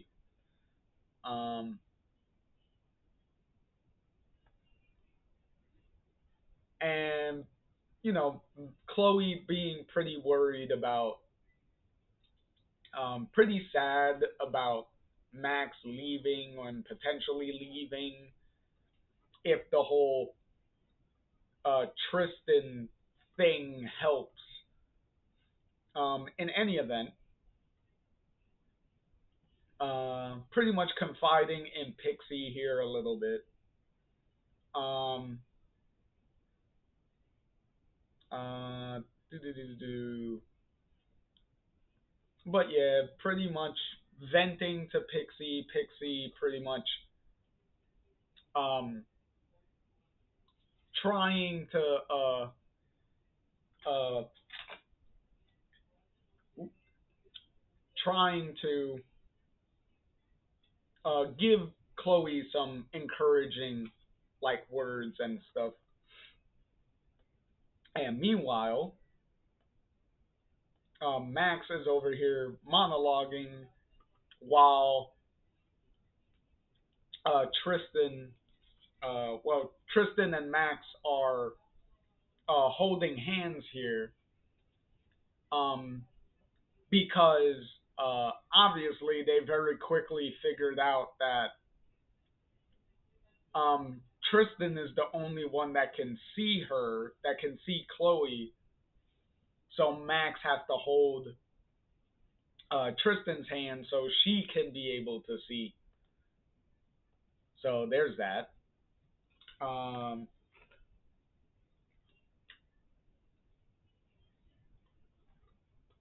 so pretty much, Tristan's like, yeah, she's been here in the same spot for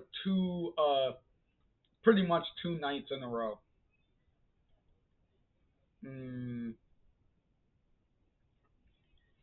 and obviously Tristan asking the very obvious question: how do we even know this is the Chloe that you're looking for? Mm, and um, also, because this happened with Tristan earlier too, where Chloe kind of looks in their direction. Um, even though I will say right now, Chloe can't see them. The meaning of her looking in their direction is pretty much just to get across that Chloe has a feeling that someone is there, pretty much. Even though she can't see Tristan or Chloe at all. I mean, Tristan or Max at all.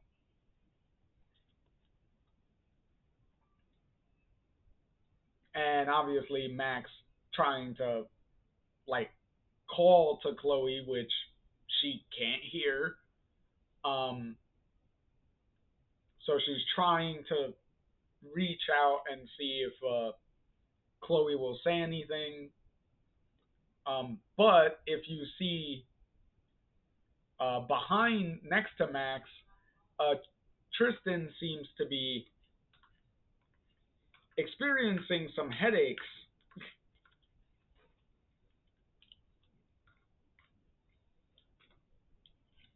which is not really a good sign.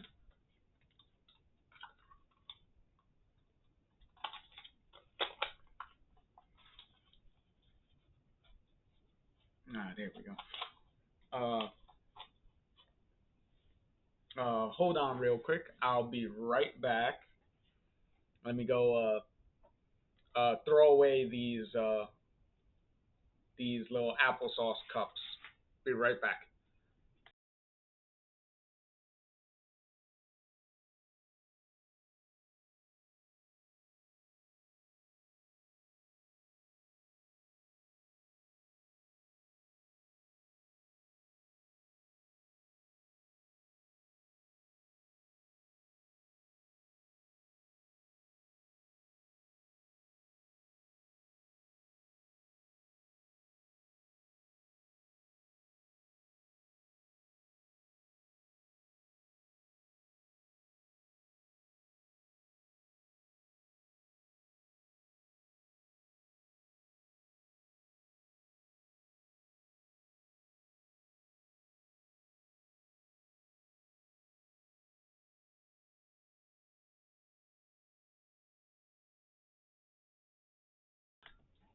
Okay, I'm back.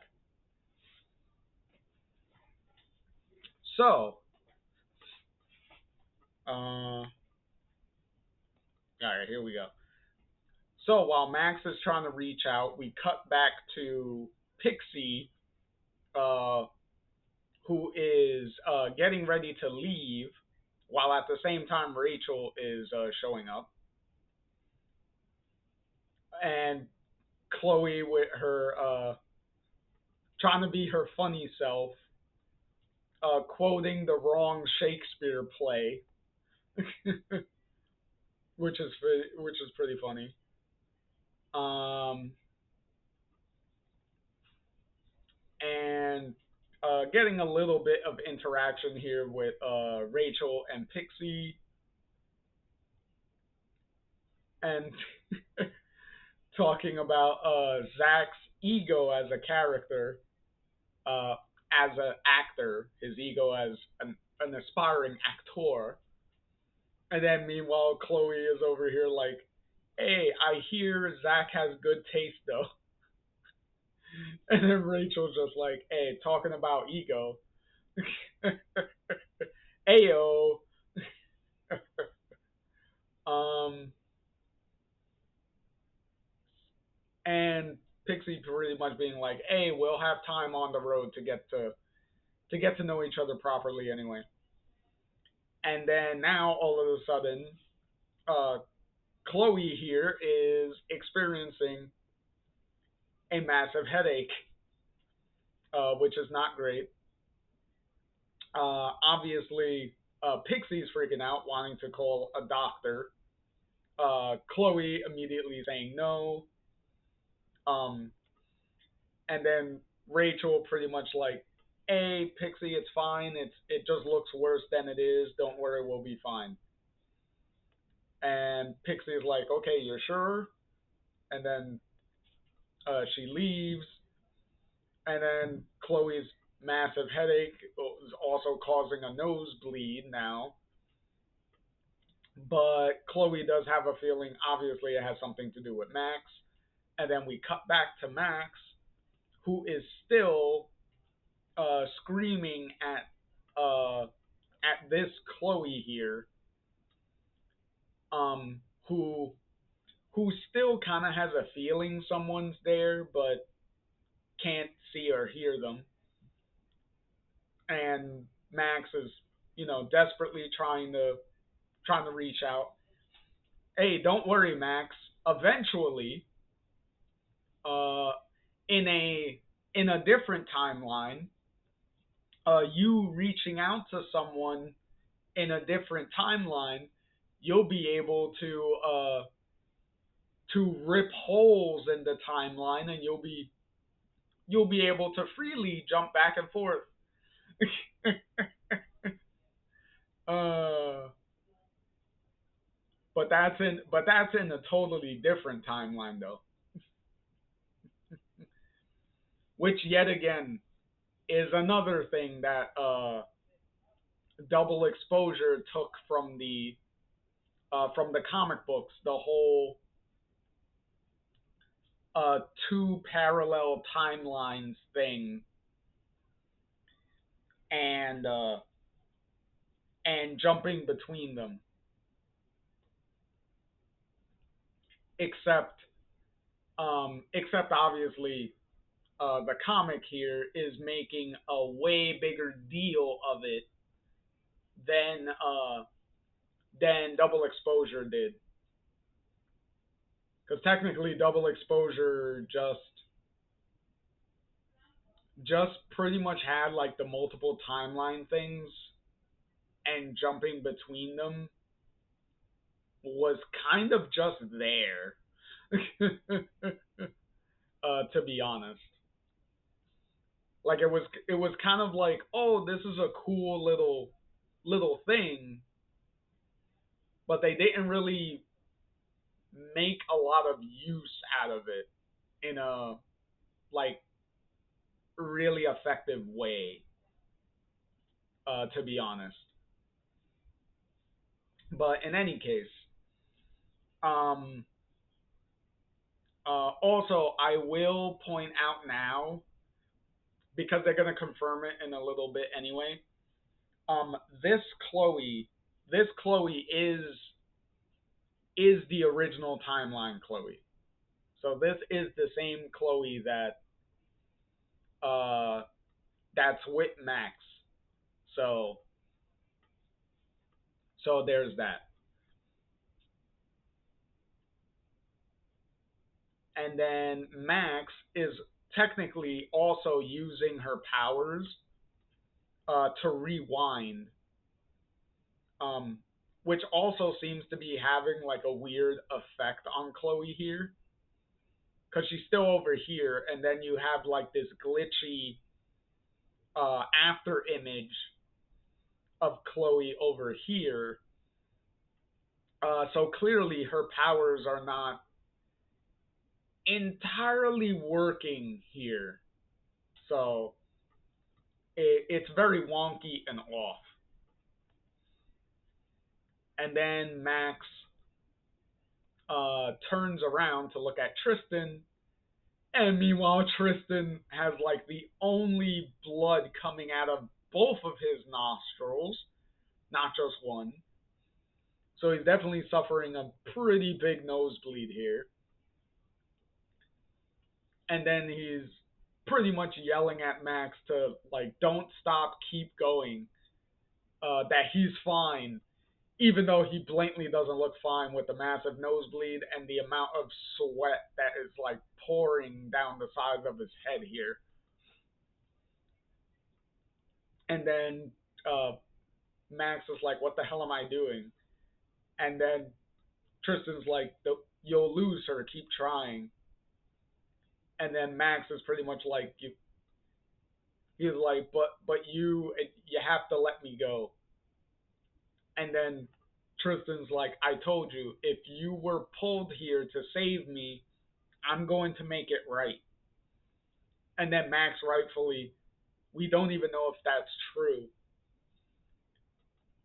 And then Max pretty much tells Tristan to let her go.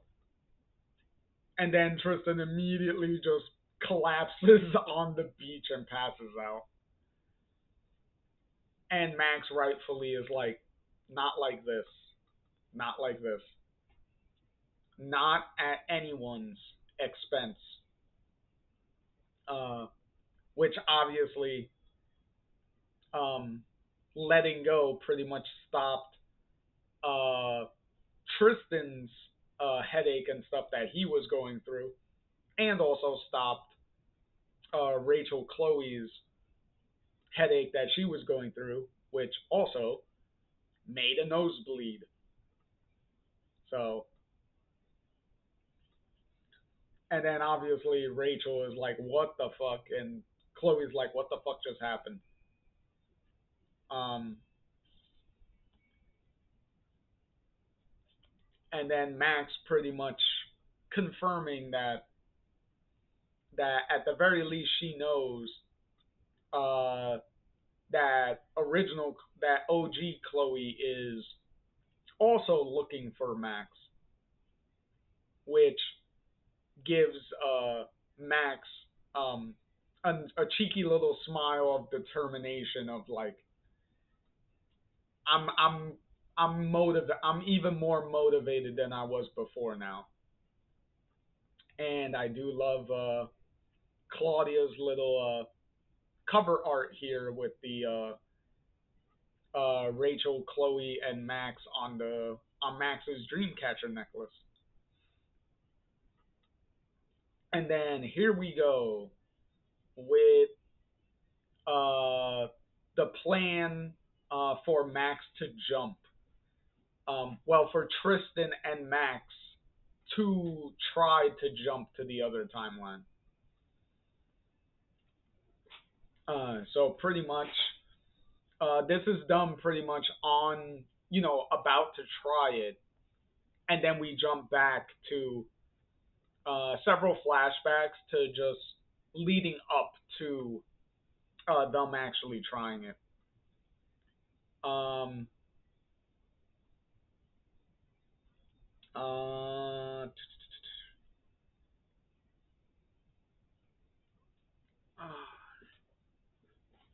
but and Tristan pretty much confirming Max using her powers and the powers kind of working, because as you saw, Chloe's little after image was pretty like staticky and kind of like a little glitchy. So yeah, she was technically rewinding Chloe through another reality, but it wasn't really working as effectively as you would think.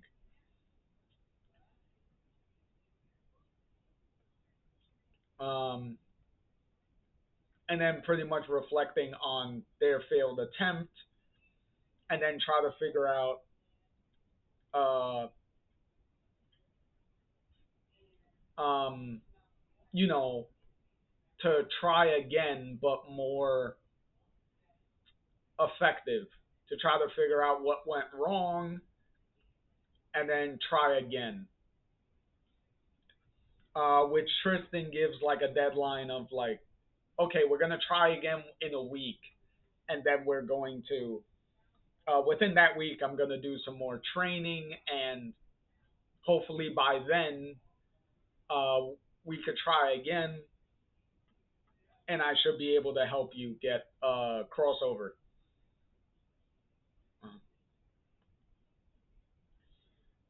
Um, and pretty much him telling Max that like if I'm gonna help you, I already accepted that there's probably a possibility that I'm gonna have to jump to the other timeline with you for this to work. And pretty much Tristan being like, "Hey, I'm cool with that." Like, like there is nothing really for me here anyway, so why should I? Like, it wouldn't even matter like what reality I'm jumping into anyway, because it's like, what do I really have to lose here? Um, uh, and then we get more flashbacks, and then we have Rachel and Max on the beach. Uh,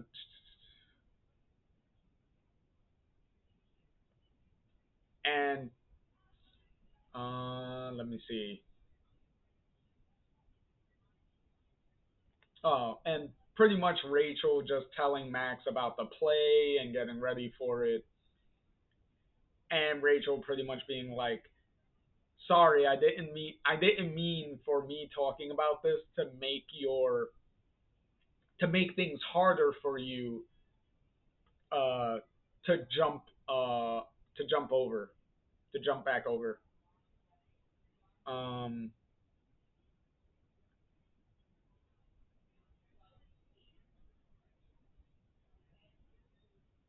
um but yeah, so just going over the play a little bit, and telling because this is also kind of an important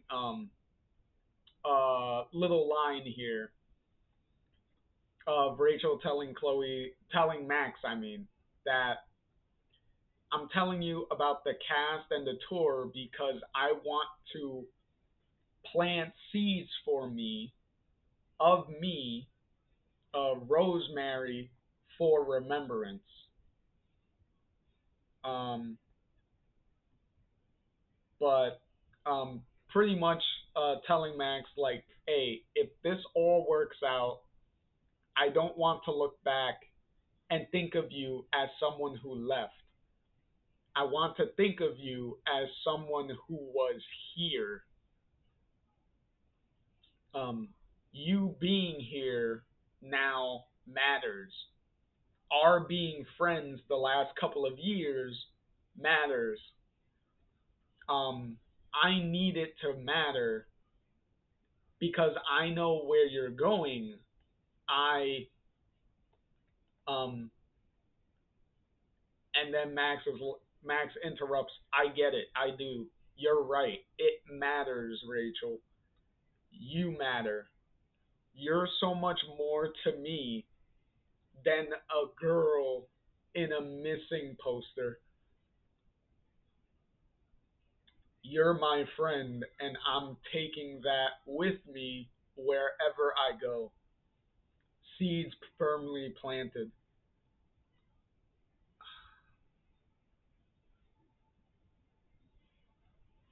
And then Rachel says, I think I know what she is to you, Max. and how hard it's been for you here. So tell her I'm happy for you guys. Okay. Hold it in. Hold it in. Fucking hell. I don't have any more tissues.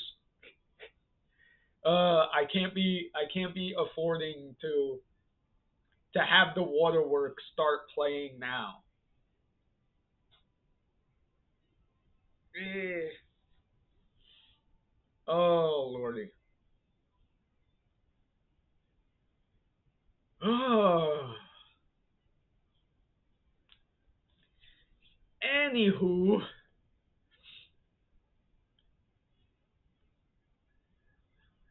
um, so in any event, so we have a moment with Max and Rachel, and then now we're gonna have a moment with Max and Chloe.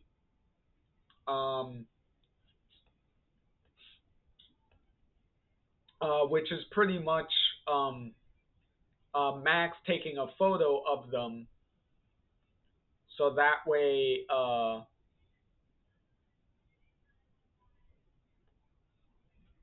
so that way, I guess Rachel and Chloe would have something to remember, to remember Max by. If this works, and Chloe wondering that are we gonna have a Back to the Future situation if this does work, and Max pretty much saying like, "Hey, I don't even know." It's like I have no idea. Like I can't answer that. Like, come on, this is the first time we're even doing anything like this, so I have no idea how any of this is going to work. And even if it does, what the consequences of doing it even are gonna, what they're even gonna be. Mm,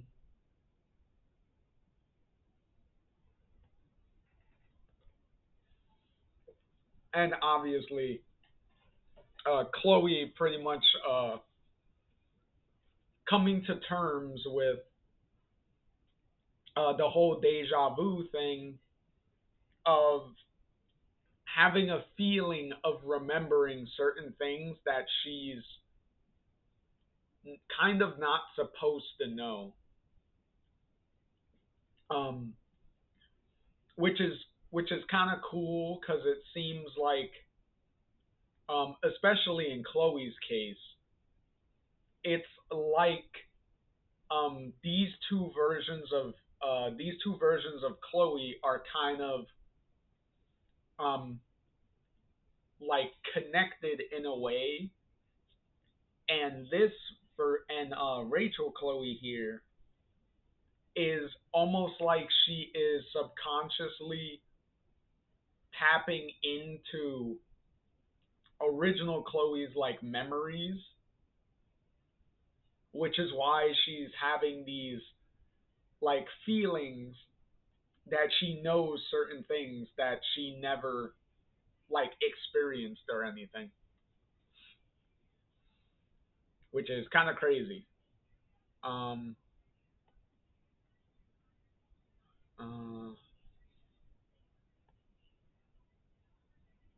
uh, doo-doo-doo. So finally, we catch up to.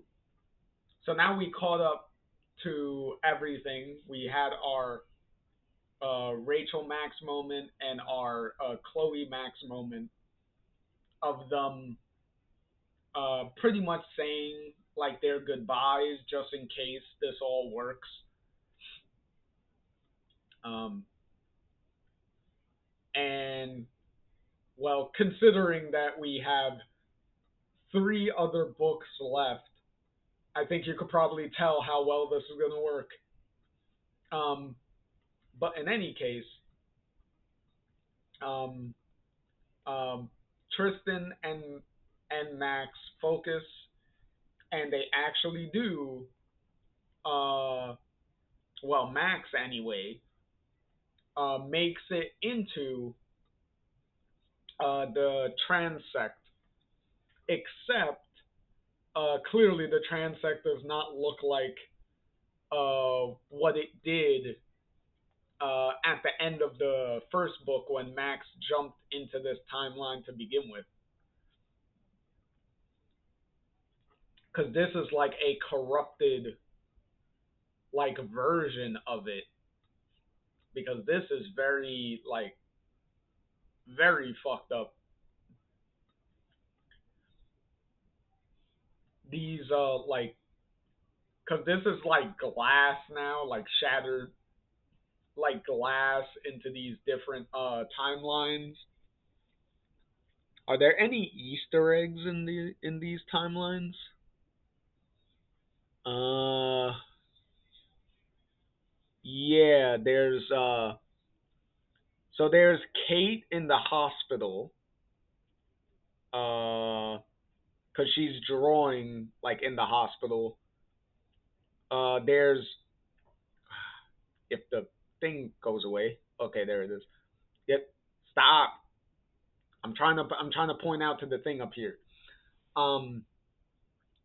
There's Brooke and Warren. This is Victoria with the camera. Who's this? Um, who is that? That might be Samantha. Maybe that's Samantha. I don't know. And then I have no idea who's in these other panels here. Um, oh, and there's what was it, Courtney and Taylor in this one over here. So obviously Max is like, this is not what I remember the trans set looking like.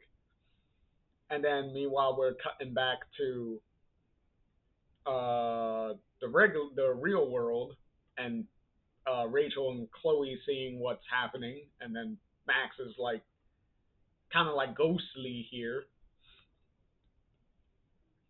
and Max and well Chloe not even knowing like is it even working? How can we even tell if things are going well or if things are going wrong? And then Tristan is obviously feeling some pain right about now. Oh, and then Tristan also poofs away. Except Tristan's completely gone, but Max is still like ghostly there.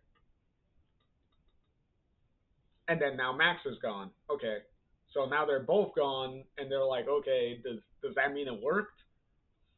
But in any event, we have what was it? Max walking through the transect here. Uh, and then we have some little Easter eggs here. I think this might be Alyssa. I think that might be Alyssa in the corner. Well, this is still Victoria. And I'm not too sure who is this supposed to be. That might be supposed to be Principal Wells, maybe. But in any case, this is obviously Nathan and his dad. So that's not the best. And then Tristan poofs in and saves Max from getting squashed by the Prescott uh well glass timeline door, whatever the fuck you want to call this. Um, and then Tristan is kind of like, okay, this is kind of trippy. So many infinite possibilities of choices. And then Max is clearly like, I don't know, I'm kind of confused as to why this looks this way. It's like it's not supposed to look like this. um, and then trying to figure out which, like, where Max's timeline is going to be. And meanwhile, Tristan over here, whatever supernatural force is in charge of this, seems to be trying to erase, either erase Tristan or kick him out. Seems to be erasing him because his legs are kind of a little messed up there. And meanwhile, Chloe and Rachel are kind of like, how long are we gonna wait here? We don't even know what the fuck is going on. And then they get jump scared by Tristan poofing back in, which immediately Tristan realizes like, oh shit, that's not cool. And then Tristan goes and poofs back. So clearly, whatever supernatural force is in charge of this transect thing clearly kicked him out. And then Tristan goes to force himself right back in. And obviously, Chloe is really pissed off because she can't. Like, what can they do? Like, like, she wants to help, but it's like, how the fuck is she even gonna help? So now, back inside the transet, Tristan poofs back in, grabs Max, and continues to run. And meanwhile, the transect is still trying to kick Tristan the fuck out. Seems to be leaving Max alone for the most part, though. And then, okay, they find the original timeline. So now they gotta jump in, or try to jump in. And then Tristan goes and seems like he's able to jump in because Tristan's gone. And instead, Max just goes right through it. Instead of going into it, she just goes through it, which is not great. And so clearly that did not work, which is not great. So she's kind of just seems like she's stuck in the transect here, and the doorway like disappears, and it's almost like the transect is like closing in on her, like it's about to like swallow her. See, I really like the borders of the panel, like representing the closing in and stuff. That's really good. And now there's some light. So some light comes into the darkness real quick, and what does that light is apparently Chloe able to reach in and pull Max back out, which obviously this is Rachel Chloe and not original Chloe. So this Chloe was able to reach in and pull Max back out before she got probably presumably erased from existence. um, and obviously Chloe has a really bad nosebleed because clearly that would take a lot of pain and strain to do that. Um, but in any event, um, Max, they pretty much asked what happened to Tristan. Max is like, well, apparently it seems like he may have been able to go to cross over, but me, it doesn't fucking work. Um, see, saying that maybe he made it, like we don't even fucking know. Um, so she pretty much so now little time skip. Max is updating Chloe and Rachel on what she thinks how this where they may have gone wrong, and that is pretty much saying that the physical location um, is going to play a big part in what's happening. So, um, So pretty much what it amounts to is the reason why it wasn't working is because original Chloe wasn't around. So what has to happen is everybody has to be in the same location at the same time across both timelines for this to work, and that's why the transect was all fucked up because you were trying to force it open when the conditions were not 100% uh, fulfilled. So that's why it looked that way and it was all freaky looking. And pretty much Max is pretty much putting it together like, okay, so why was she here anyway? And then it's like, okay, you say she was wearing a high seas shirt, asked for the high seas tour schedule, and then looking at it and they're like, yeah, the reason why Chloe was here is because the high seas had a gig here. So since she's wearing the shirt, she seems to be on tour with them. So she's accompanying the high seas in their tour. So that's why she's here. So pretty much now the plan is, okay, so now we have to um follow Chloe on tour and hope that we can be in the same spot at the same time, and maybe we could try to come up with something along the way to try again. And that's pretty much the setup as to um, primarily what the rest of the story is going to be. So we got like a tour thing going on.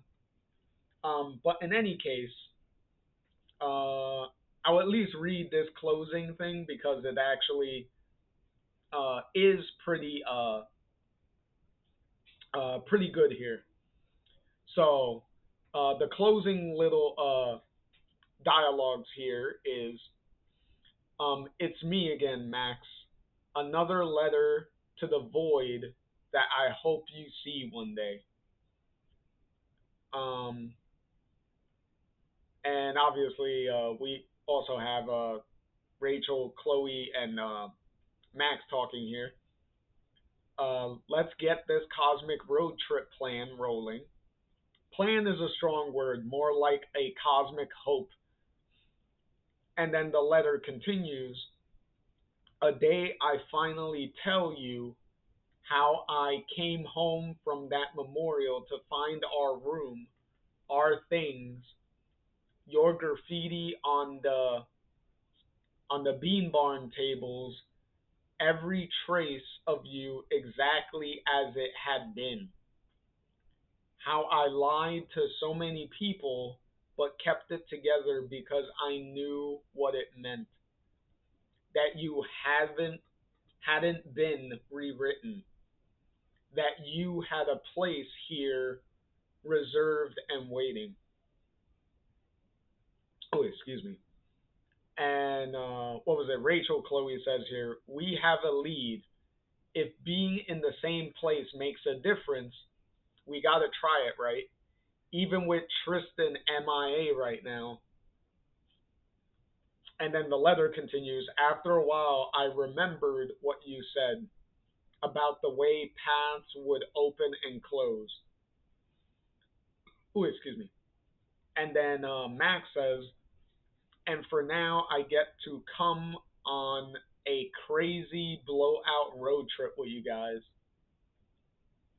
And then Rachel says, a win, a palatable win.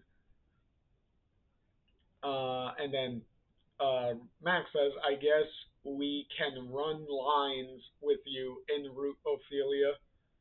And then Rachel's like, hey, I'd appreciate that. And then the letter continues, how you could find your way back if the light was strong enough. And then Rachel Chloe says here, let's go pirate hunting, mateys. We find the pirates, we find the girl, and the girl is me. And then the letter continues, so I stopped mourning you and started living for you. I was determined to shine so fucking bright that mine would be the only door you could possibly choose. I'd be your lighthouse. I loved your ghost. I never stopped. I'm still waiting. Your Chloe. And then original Chloe looks up and says hello to somebody, and then we end the third book. And as always, we got the little covers here, and more sketches from Claudia, and some good stuff going on here. So, and then now we can go to um, we're just gonna run directly into book 4. So hopefully we can at the very least get through this book, and then we'll see how fast well how effectively fast we can get through this book. By that I mean clearly we're not gonna rush though. But in any case, um, so for this book, we um, we add the subtitle here, "Partners in Time," which I actually wish that they would have retroactively called this entire comic book run. I really wish they would have like retroactively like named this whole comic run with Max and Chloe Partners in Time to help differentiate it from the original game. Because having the original game and then having the comics using the same name makes it pretty confusing, especially when the comic is not like an adaptation of the original game and it's supposed to be a sequel to the original game. Makes it kind of weird to have the same name. So I really wish that they would have retroactively just called the comic series Partners in Time, because it's a very appropriate title for this. Also, um, when I um, when I live streamed the the comics, when I read through the whole comics from beginning to end, I did title the videos, like all the videos, Partners in Time, because it made it, like I said, it made it very easy to differentiate the comic books that way. So, yet again, all those videos are on the are all archived on the YouTube channel. So, if you want a actual full read through of the comics from beginning to end, all those videos are on the YouTube channel of me reading through like all of it from beginning to end. So there's that. So in any event, we also start doing this with this book where the book. Oh, Happy Boy, yeah. If you um, I would you'd probably want to play the games before checking out like the comic books, because since the comics are a direct sequel to the game, probably want to like run through the games and then do the comic afterwards. Yeah, it definitely feels a lot cuz pretty much how it works is the cuz the comic does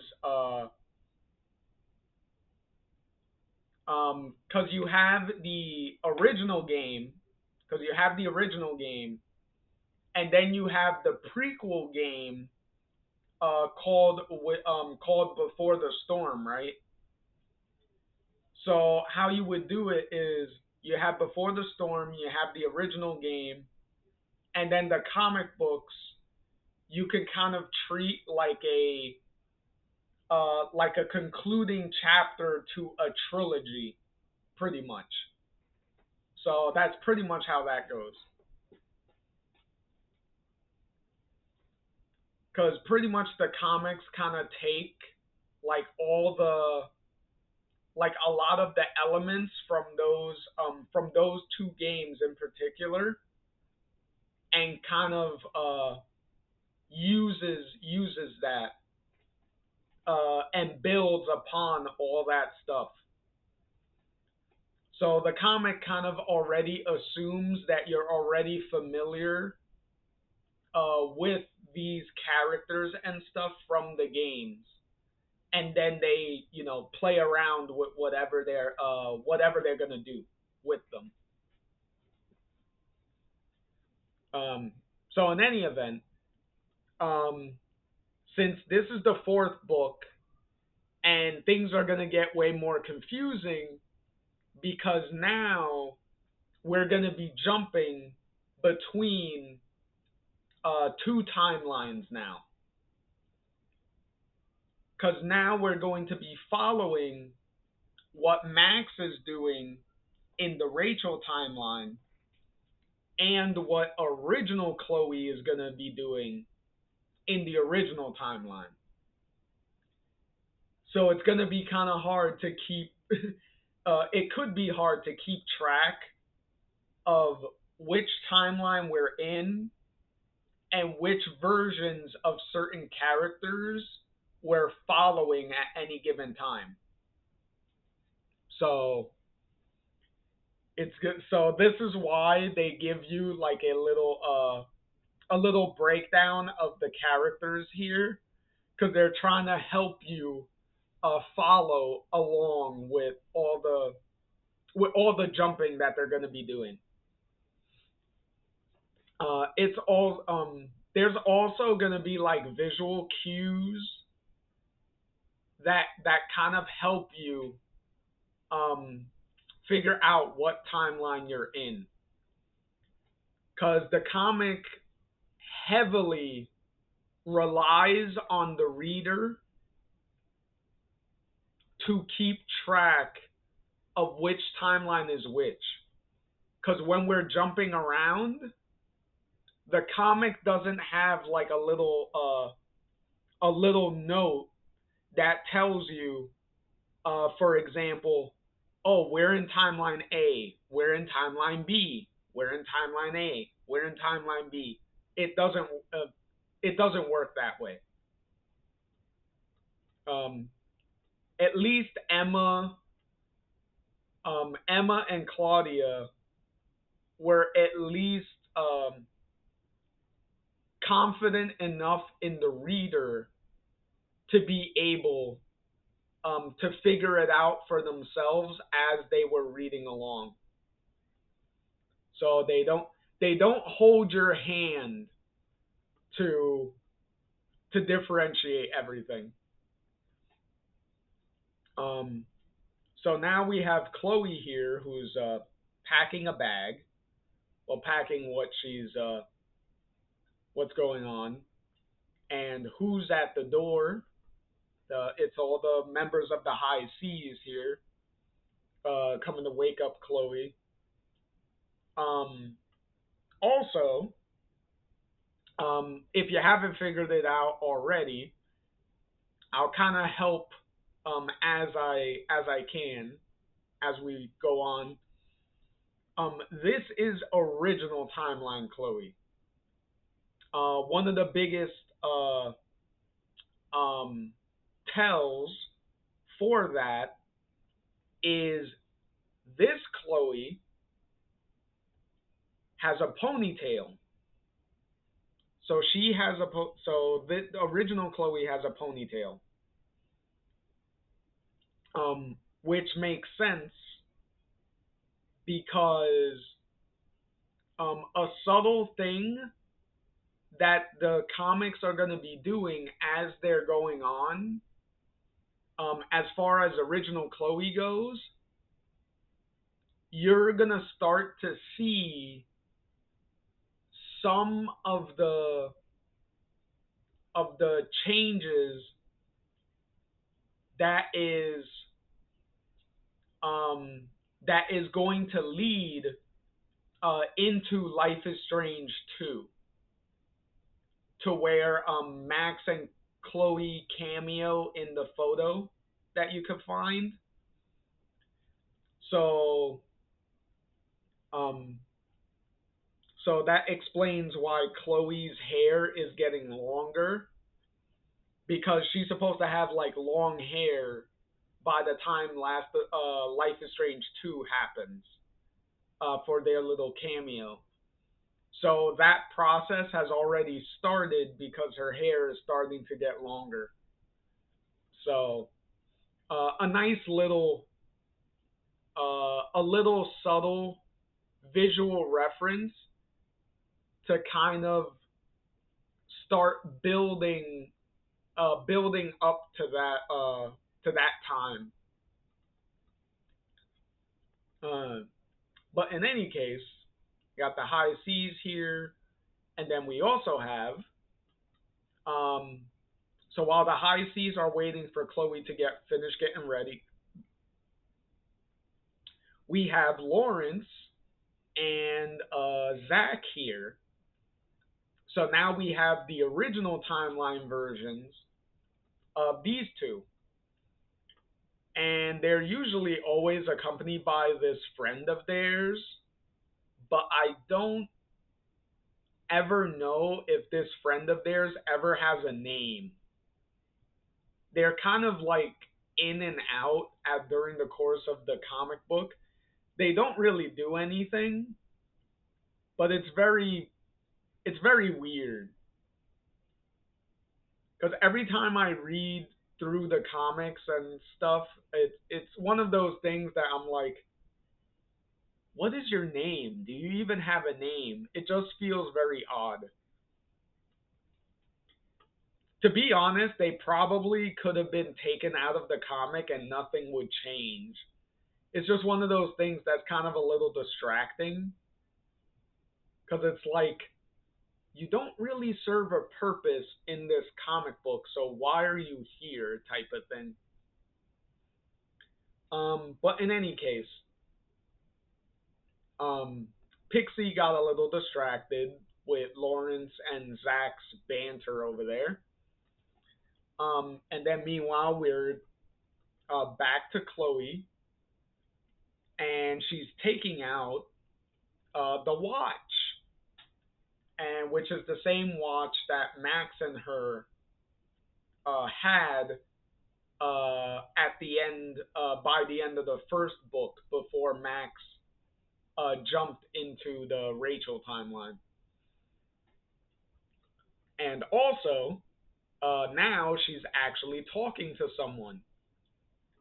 saying to let them sleep, that she's letting them sleep, but also saying that when I get back, I expect answers. Expect you to start answering some questions.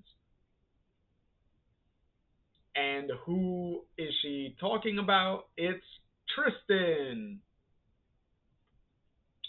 So Tristan made it to the original timeline.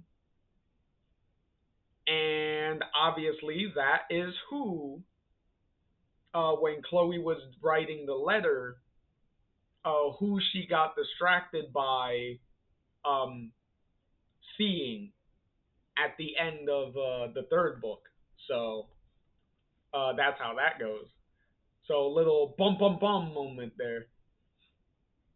And then now we're at the Grand Canyon, I believe. And we're also in the other timeline. So we got Max, Chloe, and Rachel enjoying the sights.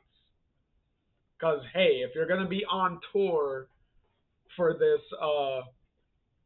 play and the high seas stuff, you might as well sightsee and kill some time in between everything, right? So Max is over here like, okay, let's take some pictures. They pose for some fun pictures. Uh, Rachel takes some visual eye pictures because, as she says, an internal photograph, which is pretty fun. So she's like, okay, we're gonna, you gotta enjoy these moments and stuff like that. Um, so everything's pretty well, enjoying the view, remembering, taking pictures. This is where we were, like, enjoy the moment. Uh, I do enjoy this little shot here of Chloe just wrapping her arms around the two of them, around their necks. Pretty nice, wholesome moment here. Um, live in the moment, as Chloe says. Living this moment until it's the next. And then you got a nice little shot of them just looking over the canyon, and then they get interrupted by Lawrence and Zach here, and their nameless friend. uh, and they're like, "Oh my God! Like, what are the odds that we all run into each other here?" Um, so everyone just shoots the shit here, introduces themselves. Obviously, we're gonna get a photo of everybody. Let's all take a photo with the crew. Lawrence ends up uh, losing his footing and ends up falling off the side of the Grand Canyon, which is like, bro, are you gonna die? um, but Max rewinds because we get the classic rewind icon from the game pop up, and then now we're back in the thing, and Max is like, okay, why don't you have me take the photo? That way, Lawrence can't fall, and then everything goes good. Um, and then Max pretty much telling Chloe like, yeah, I just used my power to make sure this guy doesn't fall and potentially kill himself. Because judging from this shot, from this shot, it pretty much looks like he just goes like completely off the cliff. So So it's like, okay, this guy was probably gonna die at that if that shot is to be believed. Um, but in any case, um, Chloe pretty much being like, "Are you okay though?" And then now we're in the same exact spot, but this time in the other timeline with Chloe, with original Chloe here, with OG Chloe, with the high seas, hiking up to see the sights, and then Pixie with some very poor choice of words, saying that Max would love this view, pretty much. But Chloe, being optimistically happy, um, like she like, yeah, she really would enjoy the view. Um, Also, little side note, uh, Happy Boy, the story, world, and lore of Life is Strange seems pretty darn deep. Yeah, it is. It can be.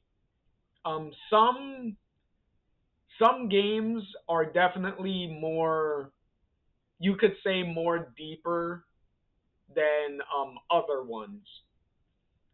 As far as the lore goes, the whole powers thing um, is not the main point of the games. The powers are just um, a means to an end of the story. The story itself doesn't revolve around and center on the powers themselves. The powers are usually determined as a very of a metaphor for the main story, depending on what the the character who's getting the powers is going through. Like for instance, um, in a direct example here, Max's ability that she gets in the original game to rewind time is a very obvious, which is a obvious metaphor for her because she has a constant thing of like always second guessing decisions that she makes, having regrets about decisions that she has made. So obviously, what's the best metaphor for all of that would be being given time powers. It's like, okay, you have deep regrets and stuff of decisions you made. You're very indecisive about decisions that you make. You're second guessing consequences of different decisions that you could make. Here's a rewind power for you. Now you can rewind and change things and do different things. Obviously, there's going to be consequences to those actions, and that's pretty much what the game goes and things like that. There's obviously more story and stuff that goes on with it, because obviously it's the powers are there, but what are you going to? What's the main point of the story to use them in? So there is a grander personal story that is going on that the powers would be used to help figure out. And that pretty much is about what the games usually do. is the powers and like metaphors for the character that has it. Because even in this with the comics, um, Tristan's power of invisibility that he gets is a metaphor for him because he has like the thing of like not wanting to be like seen and noticed and not and like avoiding people and not wanting uh to be around anyone.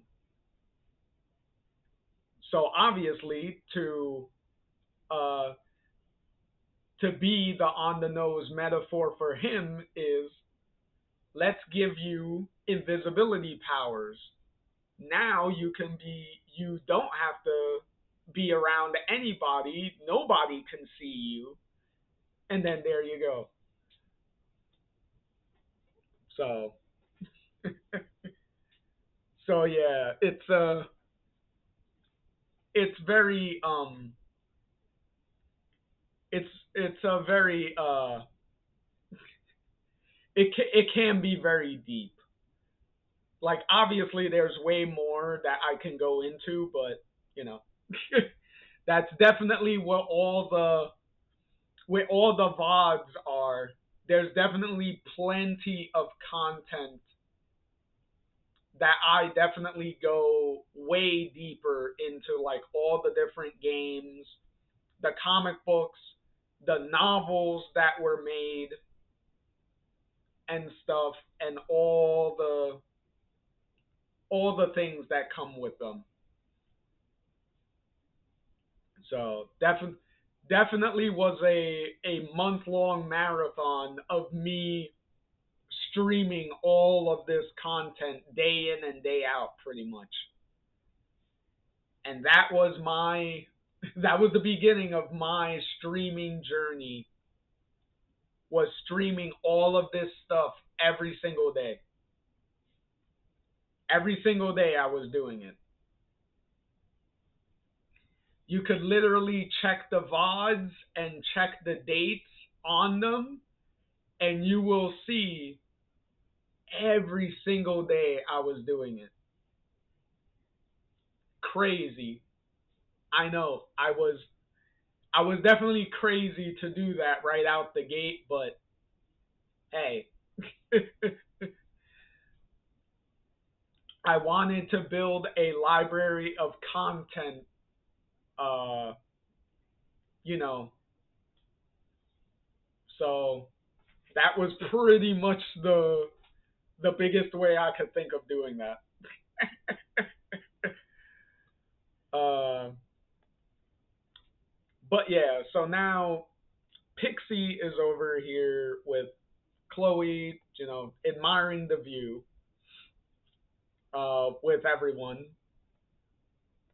You could probably guess by now that of the members of the High Seas, Pixie is probably going to be the most important one, especially now because she's getting way more speaking lines and stuff, a lot more now. So pretty obvious she's gonna be the main High Seas character, even though Tammy here is the leader of the High Seas. Pixie is pretty much the main star at this point. Oh, and they discover Lawrence in this timeline did indeed still fall and ended up breaking his leg. Uh, which the biggest concern wouldn't necessarily for me be I broke my leg. It would technically be I am extremely glad I didn't fucking die, because it's like, bro, the fact that there's this little ledge here pretty much saved your life, because you probably would fall and pretty much die, because that definitely looks like it's a long way down. So convenient little ledge pretty much saved your life. A broken leg is the least of your problems that could have come from that. But in any case, Lawrence says that Zach and whatnot went to go get help. In any event, the High Seas and Chloe are going to help him uh, get up from the ledge. And then meanwhile, back at Chloe's, I guess you could say, hotel room, motel room, Tristan is waking up. He gets up just in time to see Zach and Lawrence's other friend rushing over to go check on Lawrence.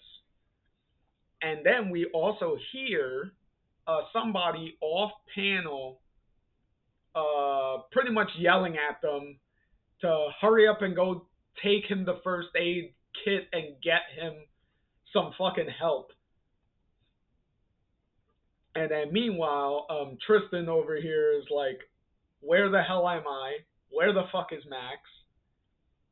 And then we get a face to who was yelling at them off screen, and it turns out to be Victoria. So Victoria enters the story. And obviously she's on the phone with whoever to update them on what's going on with Lawrence. And meanwhile, Tristan goes back into the room and finds a note that Chloe left. And then Tristan finally remembers, holy shit, I actually jumped back into the original timeline and actually pretty much into Chloe's arms, pretty much, because it pretty much seems like he collapsed as soon as he got there. Especially since you can't probably tell because it's really small, but Tristan did pop in with a very big nosebleed. So yeah. So now Tristan realizing that I actually made it. I'm fucking here, but Max isn't here. So probably Max is still in the Rachel timeline, and he's here. And now Tristan's like, okay, I need to go back now because I need to go back and try to get Max over here. And right when he's about to get out the door, original Chloe shows up. And then they do the whole little Spider-Man bit. And then Chloe's like, you're awake. And Tristan's like, you can see me. And Chloe's like, obviously, it was like, yes, I see you. And you've seen Max, haven't you? And then now we jump back to the Rachel timeline with Max pondering here and assessing, where they have to go for the next trip. And now Chloe and Max having a little moment here, which is pretty good. And Chloe's over here reading off the text messages that she's getting from the High Seas.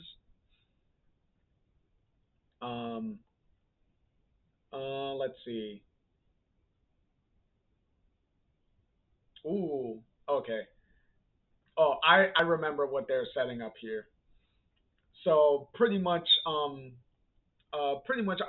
them on where the next High Seas gig is, and it turns out to be a place that Chloe really wanted to go someday. So they can't wait. And um and then a little bit of a serious moment here with Chloe apologizing to Max if she ruined her one chance to get back to the original timeline,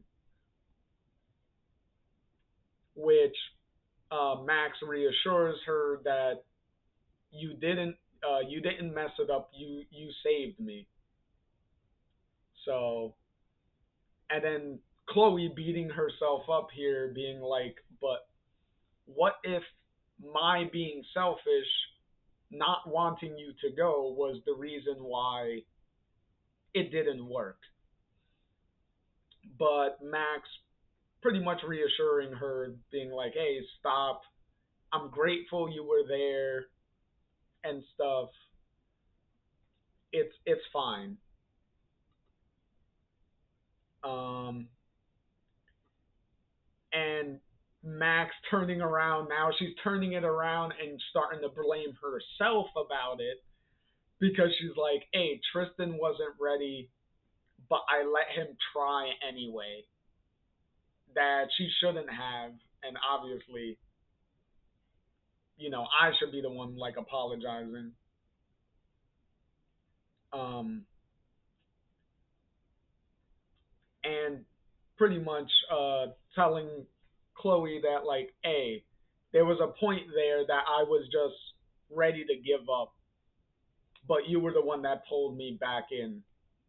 So, you know, so you have nothing to apologize for. And then obviously Chloe, you know, undercutting the serious moment by being like, okay, I'll take one hero badge, please.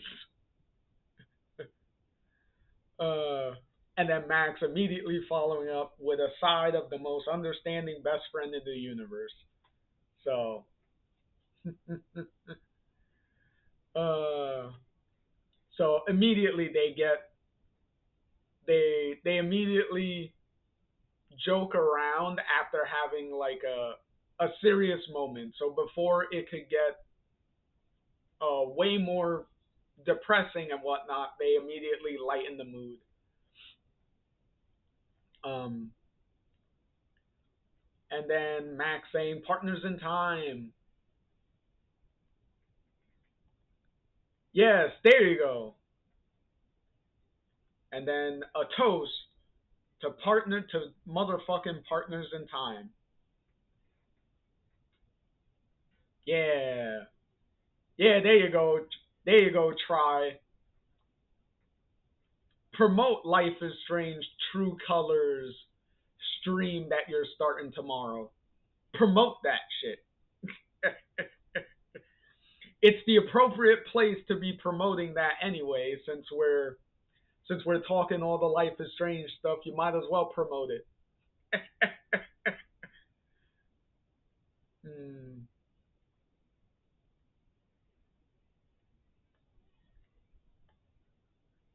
And then we immediately cut now after the Max and Chloe bit, we cut back to the original timeline with original Tristan and Chloe.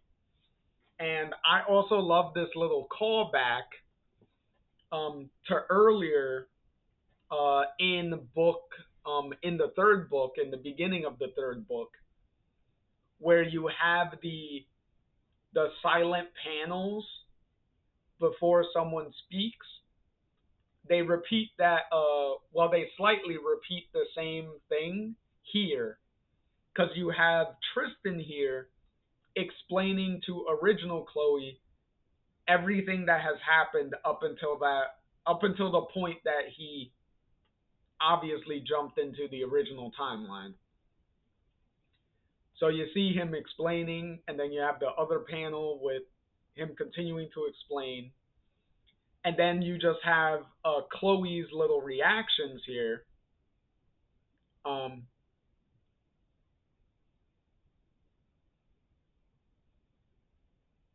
oh no, no, hey, try. I wasn't.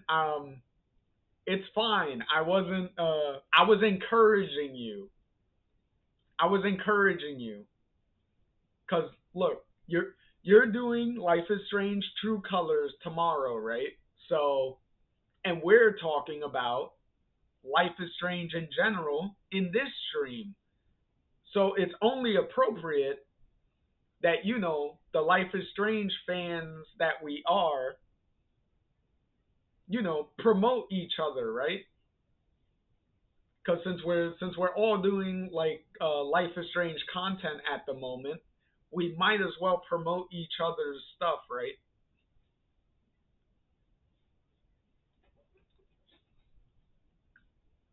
But in any case, um, so Tristan is explaining to Chloe everything.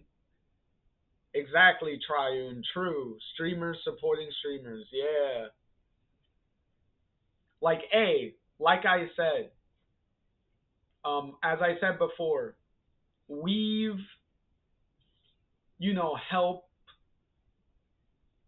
help build each other up, right?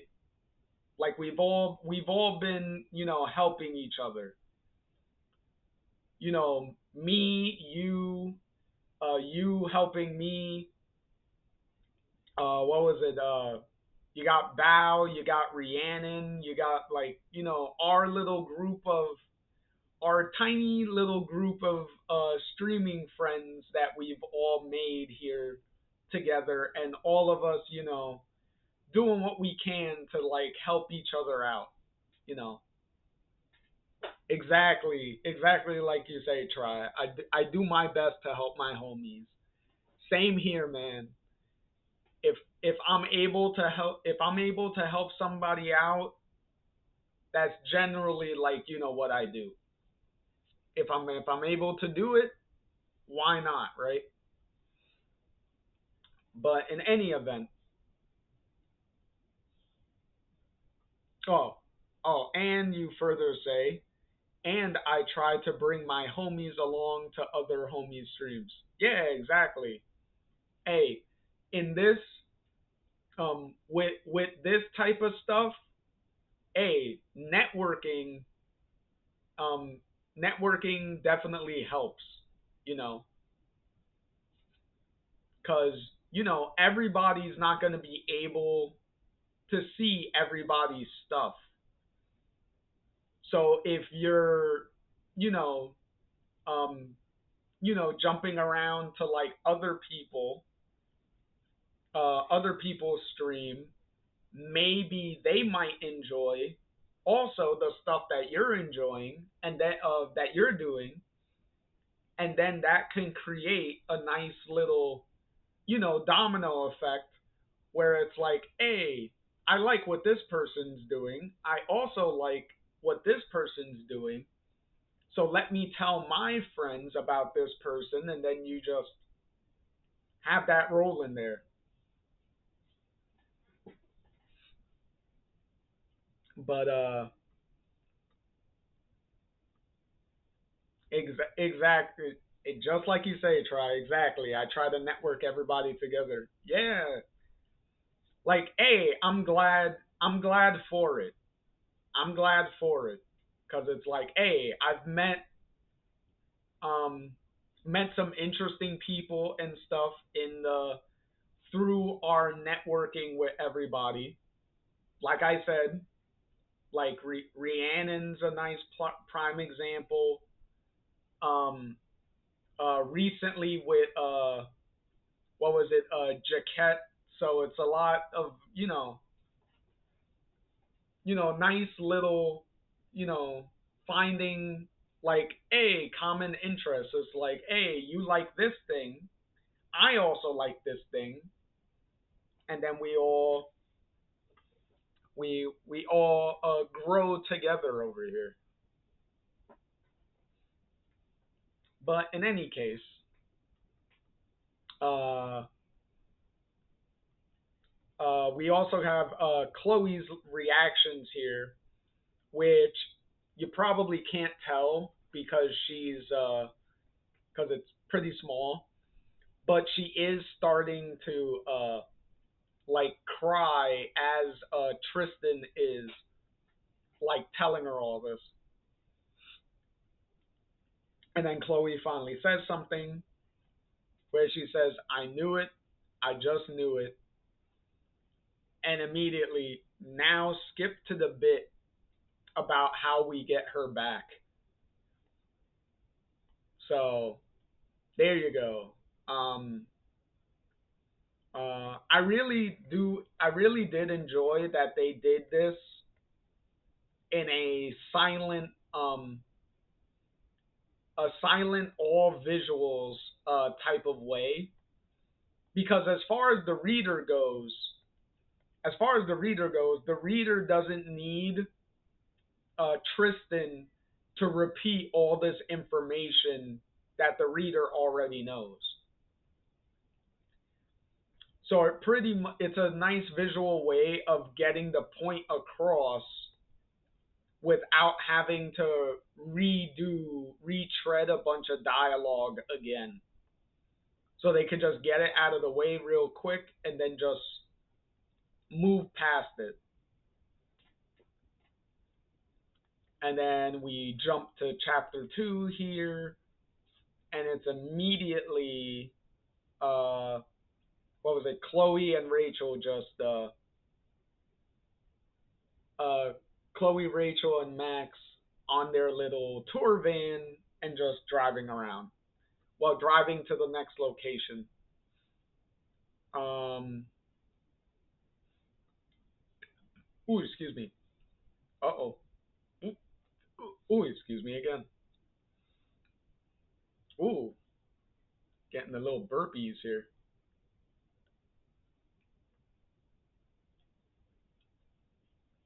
And then drinking that may make it worse. We'll see.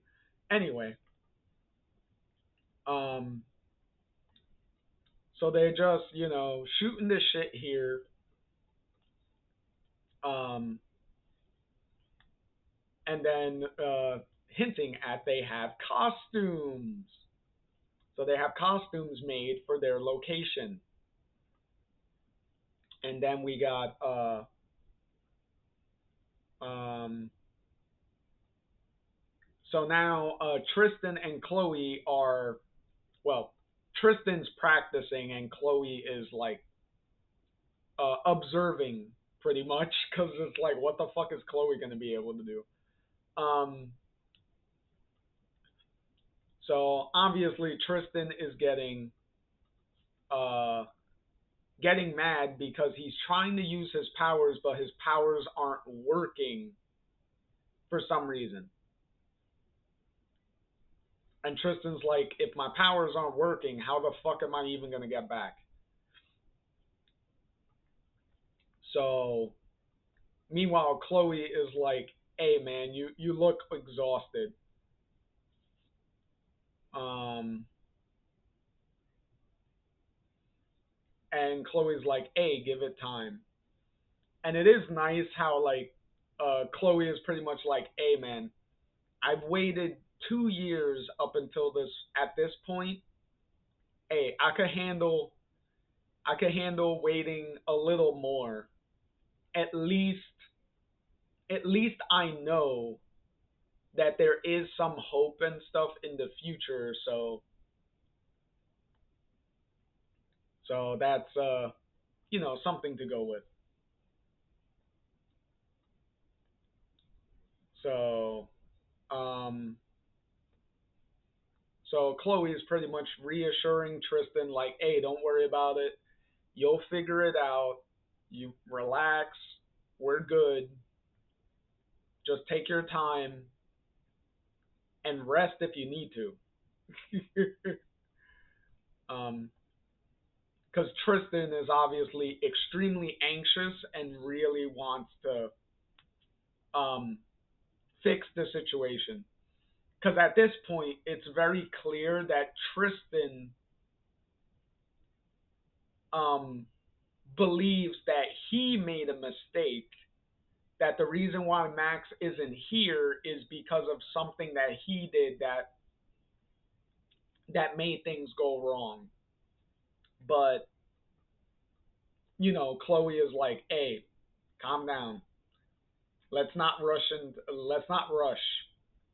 because when you rush things, you're more likely to make a bunch of mistakes. So let's not make any more. Um, and pretty much Tristan is now hitching a ride with Chloe and the High Seas. So Tristan is going to be riding with them. Um, let's see. Do. Okay, so now we're back in the Rachel timeline, and Rachel and Max are changing into their clothes, into their costumes. Which what is their costumes? We will see in a minute. Um, uh, okay, now we get this important, um, well, this very wholesome conversation with um, Rachel and Max here, which is probably one of my favorite um, interactions between the two of them. So Jesus, the waterworks are already starting to come in, and read, I haven't even read this part yet, and it's already starting to come in. Whew. Okay, let me compose myself and try not to start having the waterworks happen. Okay, so Rachel says, the thing I said to you when we thought you were when you were about your Chloe, about the two of you. Yeah, we never talked about it after. And then Rachel continues, Max, it's okay. I just I know there's so little that's normal about any of this, but you kept it all to yourself all that time. And Max says, I was scared to tell you. How could you possibly want me around if you knew? And then Rachel says, Max, it's in 2 years. You've never given me reason to not want you around. You make Chloe better in different ways than I do.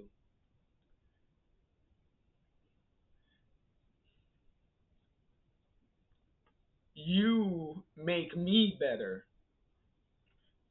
But it's like you said about that other me, that other Rachel. She wasn't me. She's only a possibility I could have been. So I'm guessing the same applies to Chloe. My Chloe is not your Chloe. Her choices, her experiences that you went through with that Chloe, you must miss her so much more than we could have fully understood. I'm sorry, Max. I can't imagine that loneliness. No loneliness. I'm so sorry to have added to that pain. Thank you for bearing it. I think you're probably the strongest person I ever.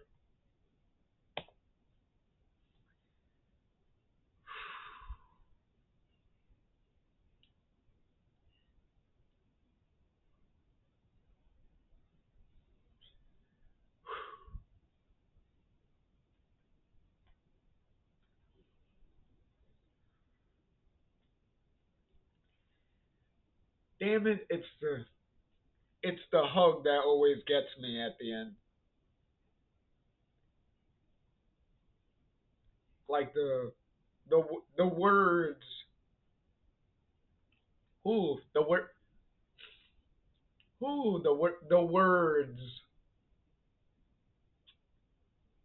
The words are enough, but then it's the interruption with the hug that just hits so much more harder. Whew. Oh boy. Hold on, I think I have a spare.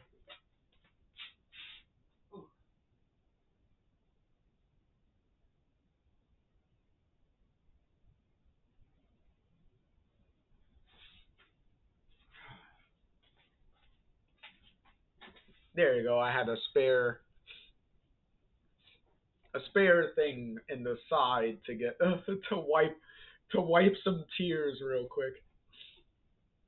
Okay.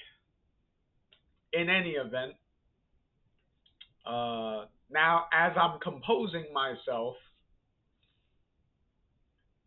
I did it in the middle of my little tear session. I did see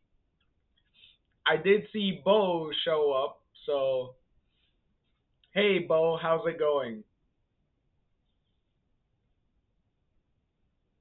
Hopefully everything's going good.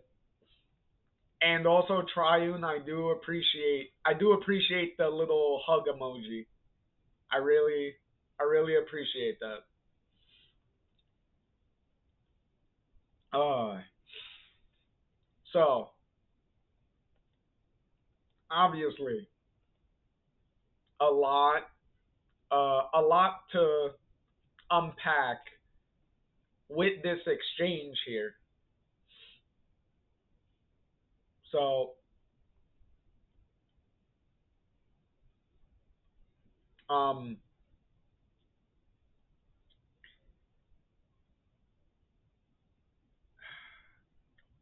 also the quick little thing, the fact that Max and Rachel are changing into pirate outfits is really sweet because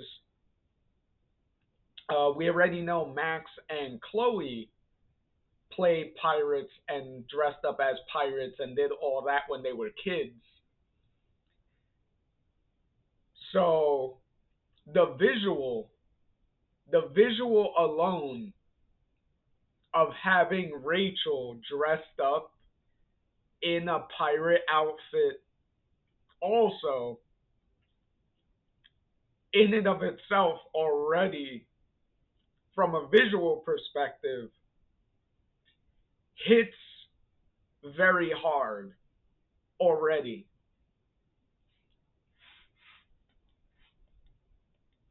And then if you didn't catch it, if you didn't catch on to what Rachel was talking about in this conversation, is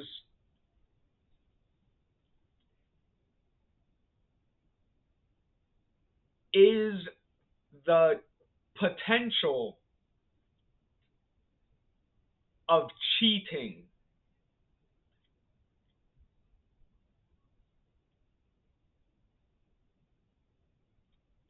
because she's pretty much telling Max that, because she slightly mentioned it earlier, where um what was it, during the when they were out shopping, when they were doing the shopping earlier, about being like jealous of Max and feeling a little threatened by Max. So this is the continuation of that conversation, and pretty much Max telling Rachel that this is another reason why tell you I didn't want to tell you and Chloe about my powers, the timeline I came from, all that stuff. Because if I the type of told you both the type of relationship that I was having with original Chloe, it would potentially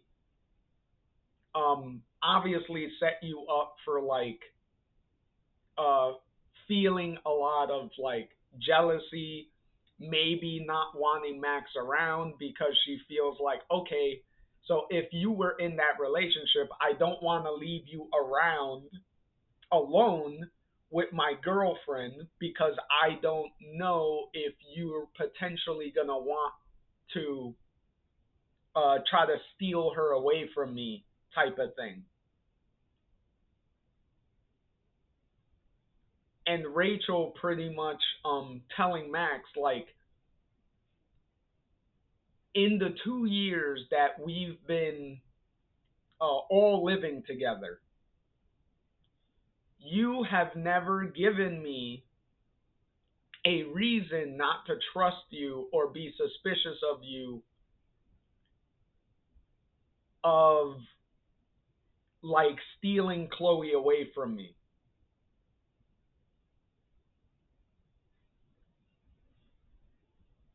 Which um, is another one of those, like I mentioned before, where the comic is subverting your expectations.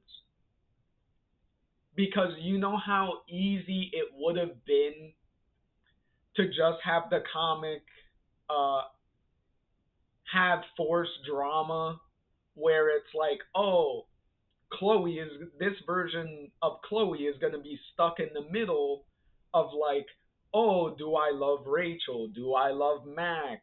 Max is, you know, doing this to like entice me and vice versa and stuff like that. Like, you know how easy it would have been for the comic to devolve into some soap opera-y bullshit between the three of them. But Emma and Claudia were smart enough to be like, you know what? That's low hanging fruit. That's easy. That's the easy route. We're not going to go down that route. And we're going to address it, but we're going to immediately address it, move past it, and that is not the direction we're ever going to take this. Which I severely appreciated. I really appreciated that Emma and Claudia did not do not go down that route, because I am 100% honest. When I originally read the comics and we entered the possibility here of Max being around Chloe and Rachel and all that stuff, that was a fear that I had in the back of my head of like, I really hope the comics don't devolve into like soap opera y stuff between the three of them. And I was so relieved that the comic never went in that direction. They address it. They firmly establish from what Max said and from what we've seen of Max up until this point is that Max understood 100% the boundaries and the lines that she is not going to cross between Chloe and Rachel.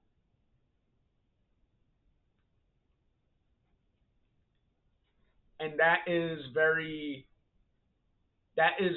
big and very strong for Max to be doing. Because like I said earlier, and like Rachel says, you can't imagine how hard emotionally it would be in Max's situation for her to go through all of this. To always being day in and day out with Chloe and Rachel being together, seeing them um, having intimate moments and stuff with her around, and having those conflicted feelings and all that stuff, and not being able to like tell anyone, like confide with anyone, just having to bury those feelings inside and not being able to express any of it. And then now she actually can, since everything is out in the open, she can freely talk to Chloe and Rachel about all this. And then having Rachel and Max in this big like hug moment with Max bursting out of the other bathroom stall and just grabbing a hold of Rachel and just hugging her with which if you can't see, Max having a bunch of tears running down her face as she's hugging her. I was like, girl, I was right there with you. Um, and then to wrap up this little conversation between the two of them, with Max pretty much apologizing and Rachel saying, "Don't be." That must have been a long time coming. And then Max immediately following up, like, about 2 years, yeah. So, um,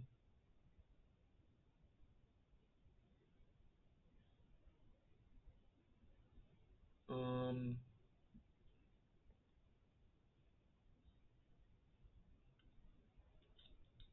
and then a nice little follow up here with Max here. You think she knows um, our Chloe, meaning the Rachel Chloe? And Rachel says, I don't think so. But if you think she should know, and then Max immediately says no. The Chloe I'm in love with isn't here, but my best friend is. I don't want to make things any harder.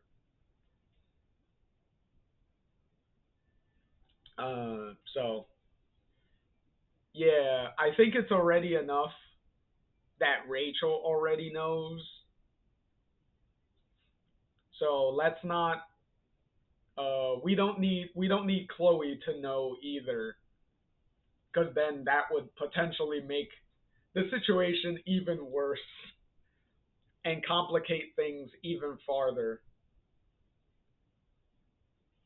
Because we don't need to bring up uh Chloe's um Chloe's undiscovered at the time like love for Max, because as we established in the games and stuff,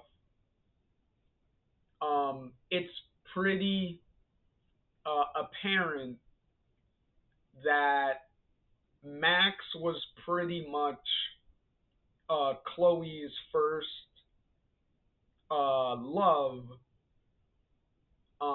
even though Chloe and Max didn't like realize it at the time because of how young and stuff they are. Well, they were. So so clearly we don't need to bring up those emotions again. Bring up those emotions. So Max is like, just leave it alone. At least Rachel knows, and that's pretty important that she knows, because Rachel is the one that's in the relationship with Chloe, and the one that would directly be like the most uh like hurt by like the potential like cheating situation. So let's not go into any of that. uh so in any case, they all admire their pirate outfits, and then meanwhile in the original timeline, you got Chloe and Tristan here, um and they are in this old westy town, appropriately called Old Tombstone. So we got this old west themed tourist town where everyone's like dressed up and all that stuff. So obviously they all go into the store to get like outfits and everything, so everyone can dress up in like their little cowboy and cowgirl outfits. Uh, um, and Chloe is not, because she says it right here, she's not dressing up as a pirate, even though she wants to, because Max isn't here. So she's like, I don't want to do it if Max is not around. Because, like she says here, can't have a captain without her first mate.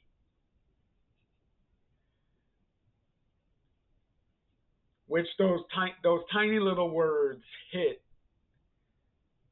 so deep already. There's too many lines like that. In any case, we also have a little bit of a flicker going on, because in the next panel we see Rachel Chloe, who is dressed up in her pirate outfit, being reflected in original Chloe's reflection in the mirror. So there's that.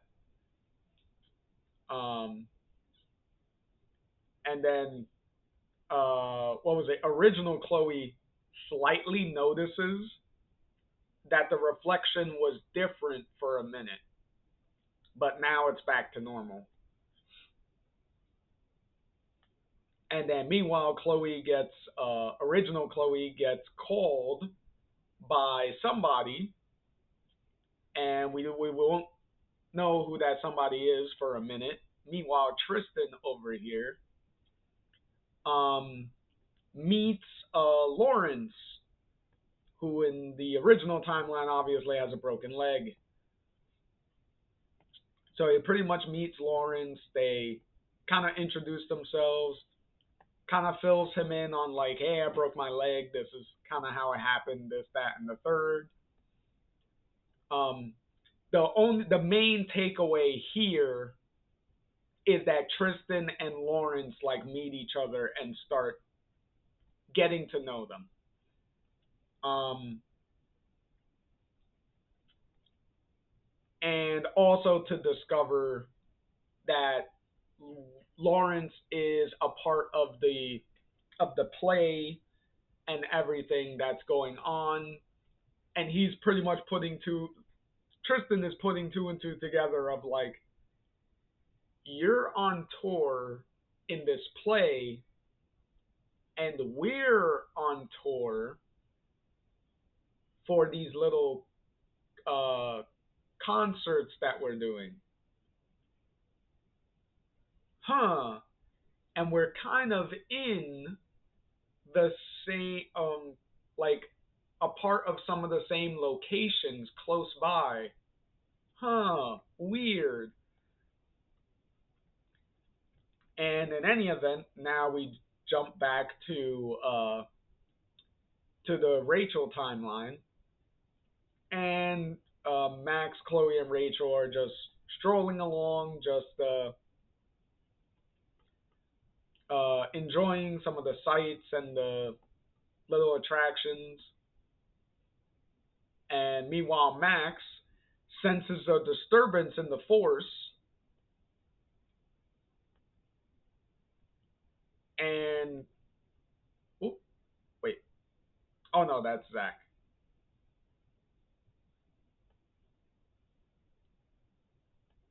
Um, so pretty much Max is kind of sensing that the original Chloe is kind of close by.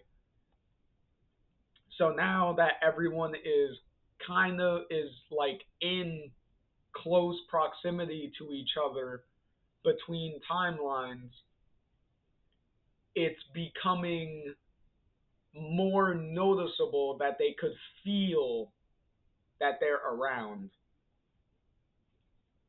So having a stronger connection is firmly getting established. So in any event, they meet like the rest of the theater people and just pal around with them. And meanwhile, Rachel Chloe, also looking in the mirror, sees original Chloe in the mirror, and then obviously Rachel Chloe asks Max. It was like, "Did you see that?" And Max just is like, "Yeah, I saw it, but I didn't do it." um, so obviously,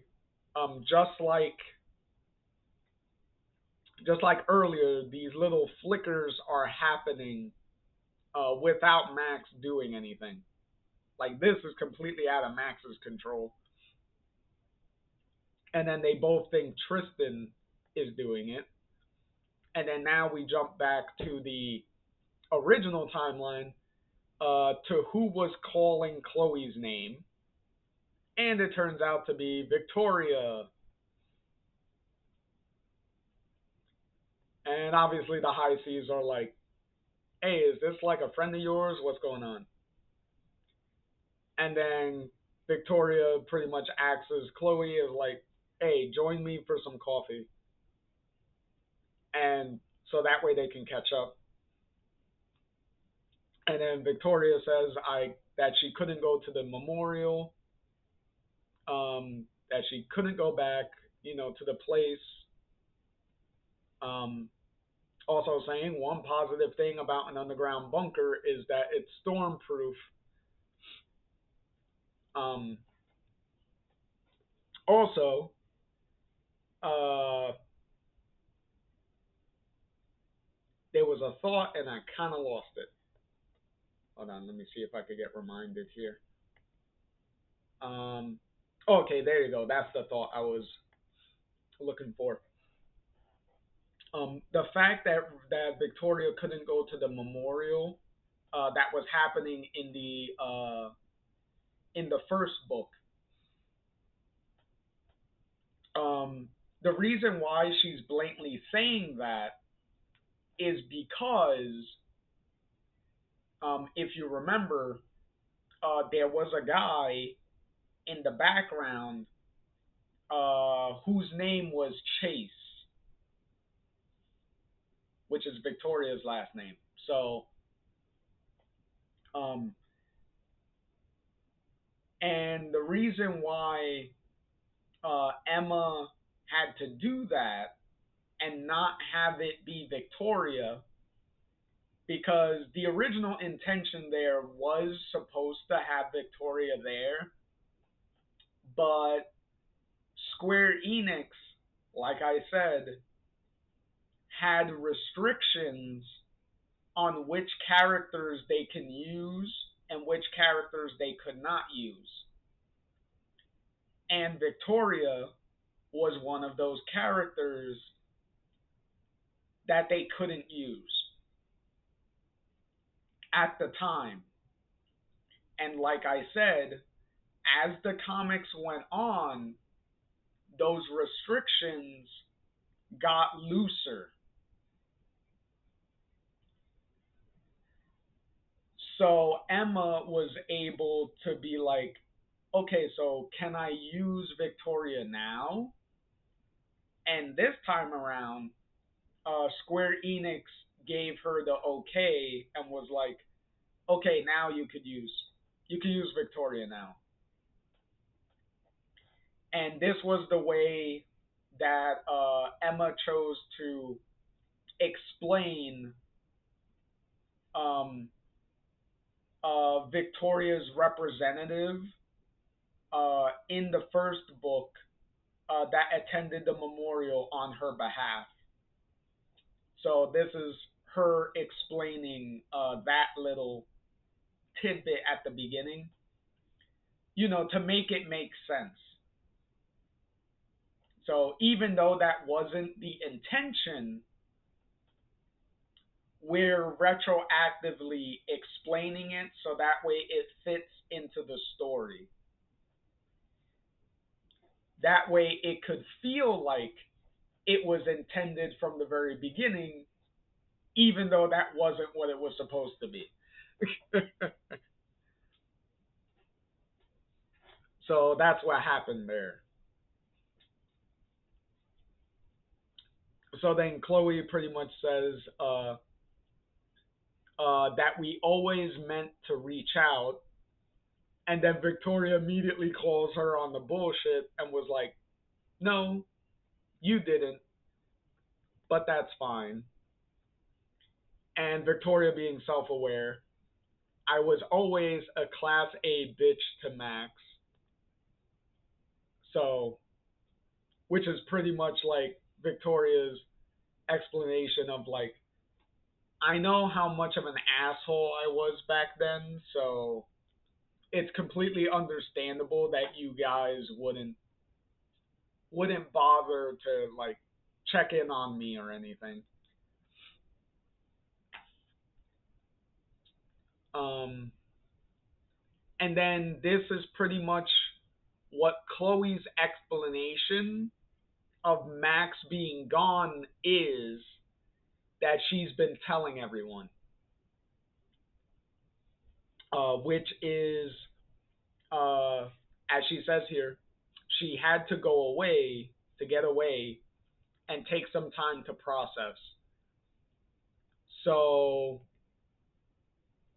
so pretty much Chloe's explanation to everyone is that Max and her going back to Arcadia Bay was too much emotionally for Max, that she that she pretty much had to leave and get away and take some time to be alone and process things on her own.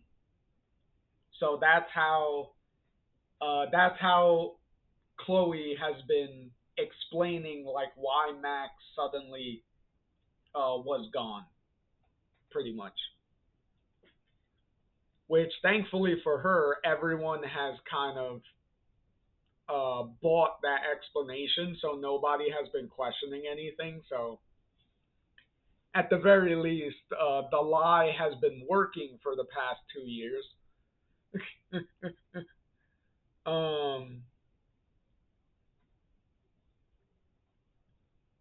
And then yet again, Victoria being self-aware, saying, "It turns out I'm pretty good at pretending to be someone I'm not."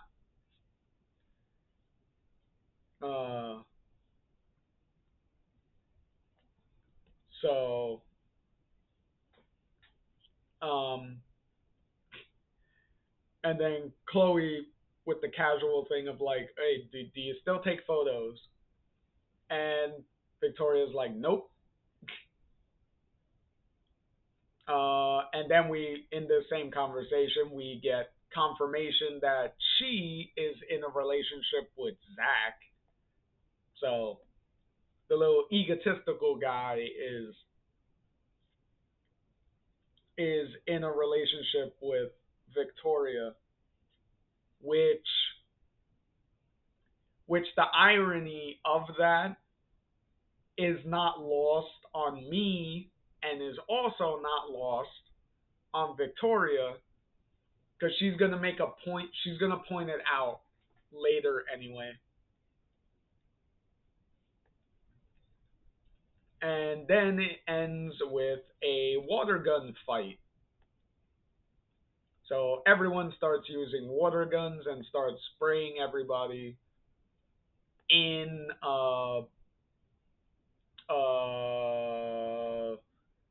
in the original timeline, and also the same water gun fight is happening in the Rachel timeline.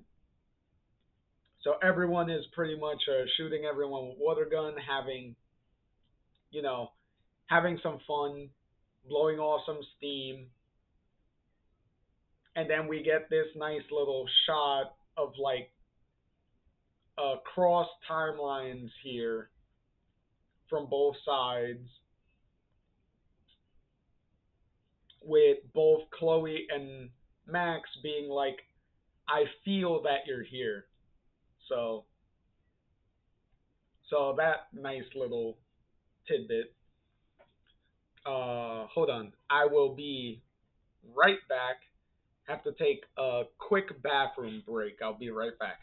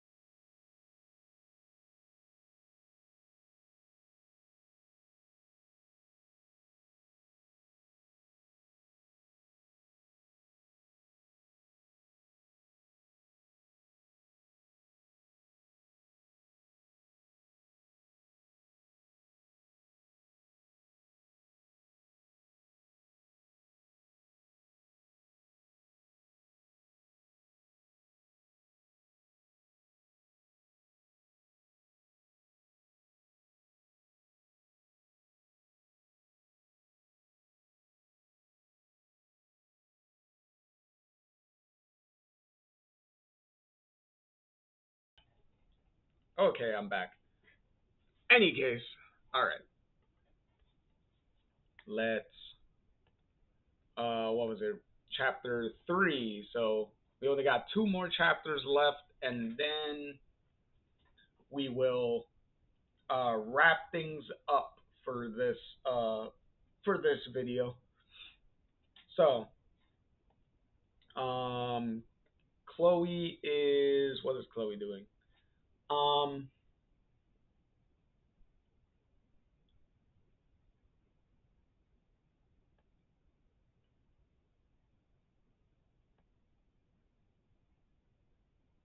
okay, she's just on the phone.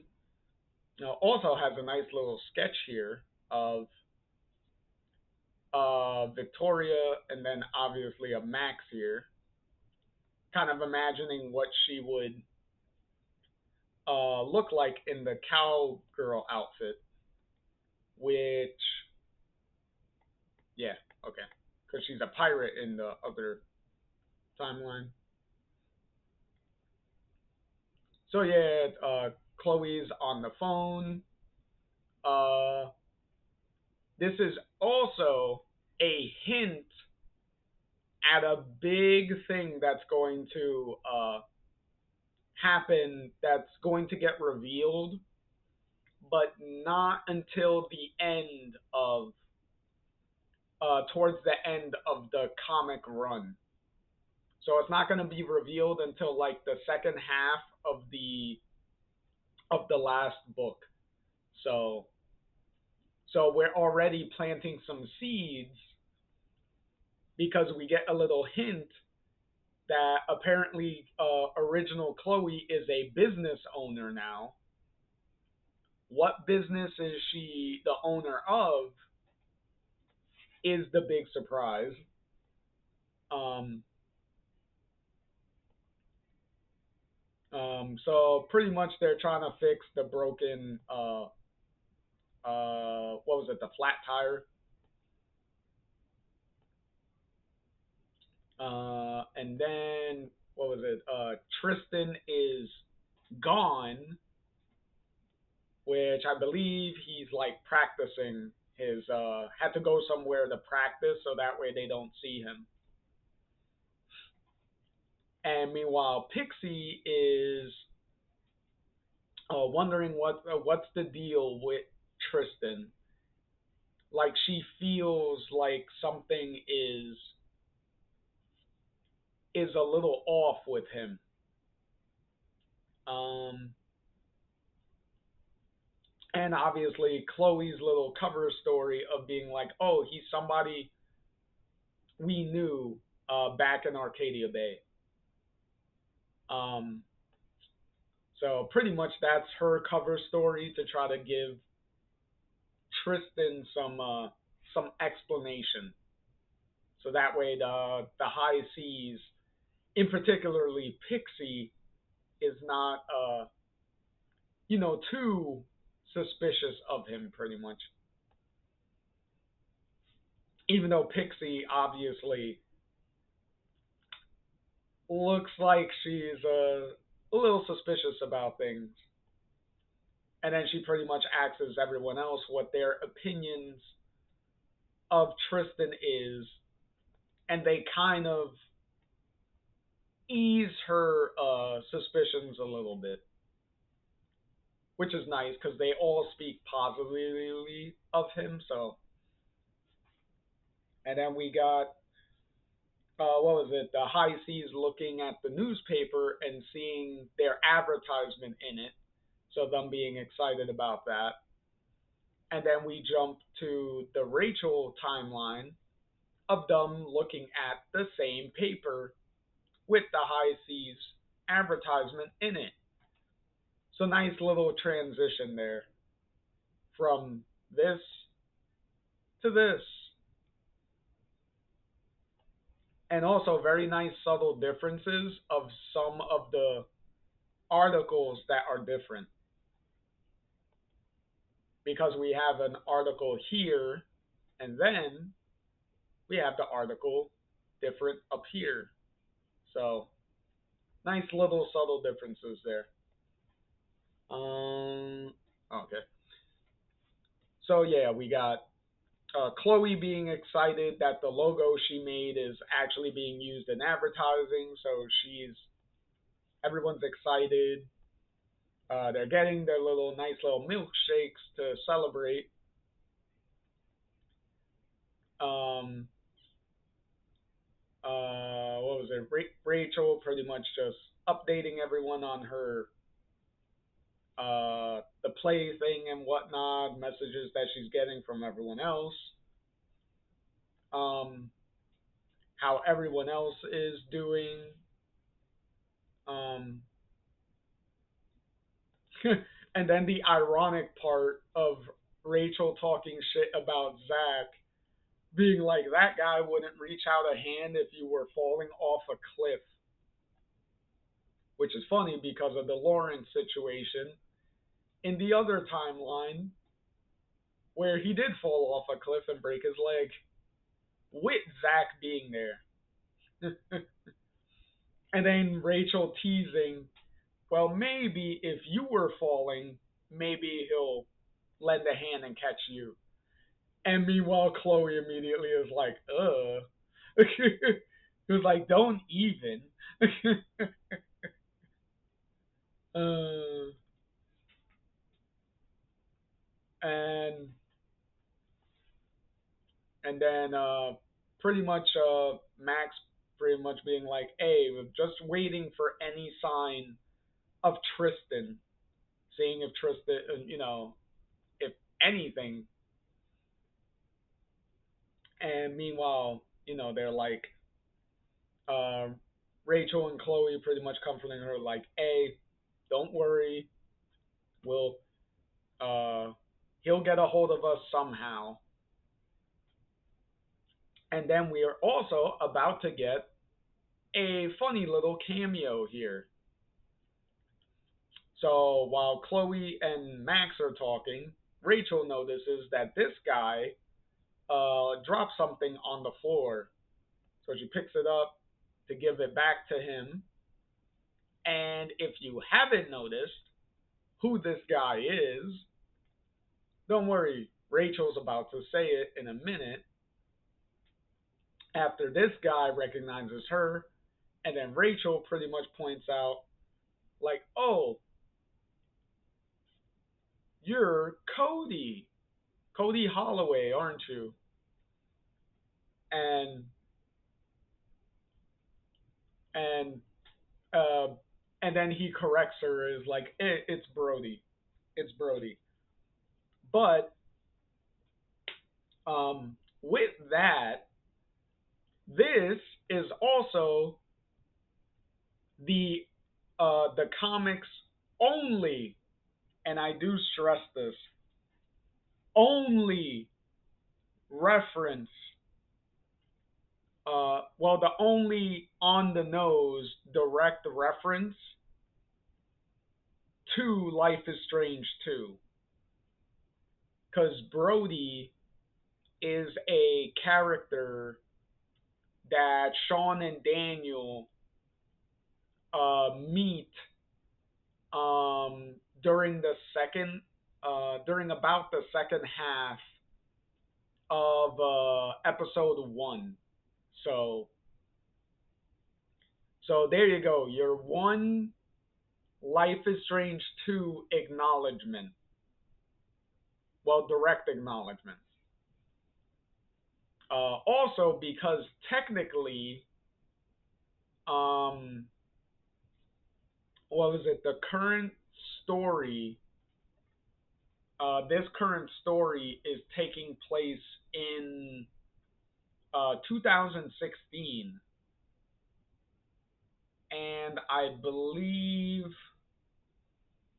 um, what was it? The events of Life is Strange 2 um, happen in, I think, 2018. I believe it's 18, right? Let me see.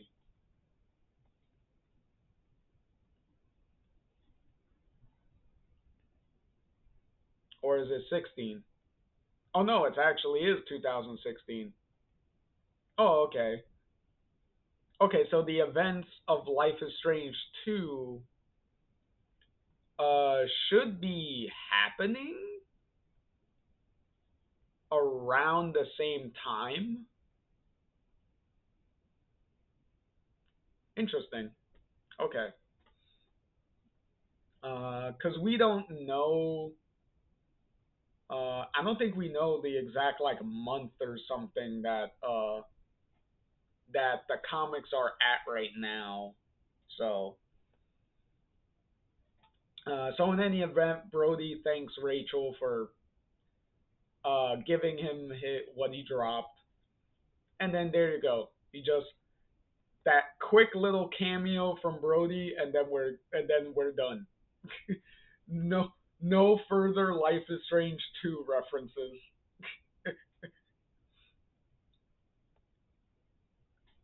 And then meanwhile, we jump to the original timeline, and Tristan is obviously really pissed off because his powers are not working.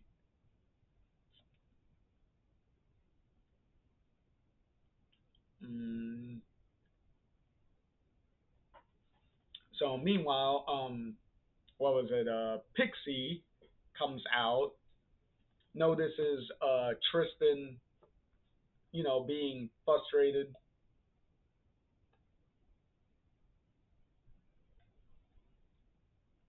pretty much like, "Hey, you okay? How's it going?" And saying the wind is picking up. That's not ominous in any way.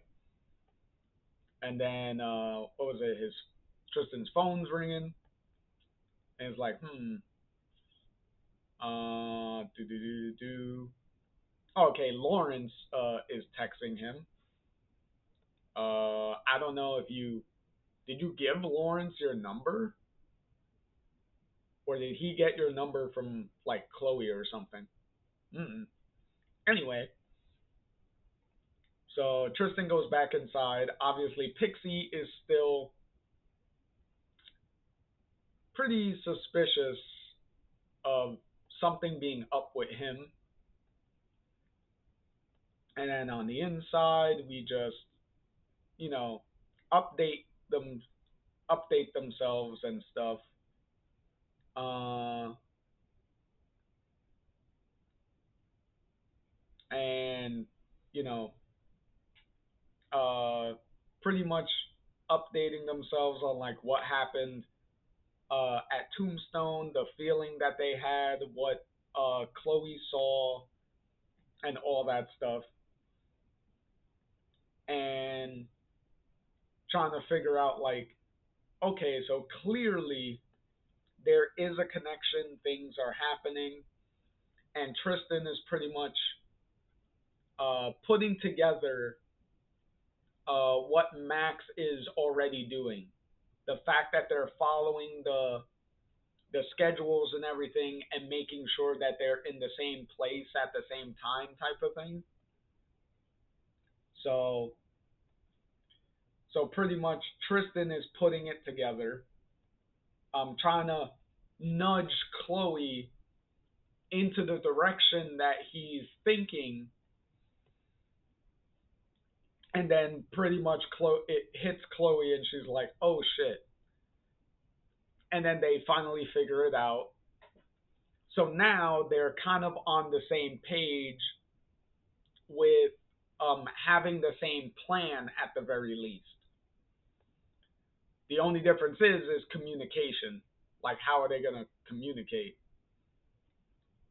And then we get this nice little transition of both of them at the party and just fading into each other's,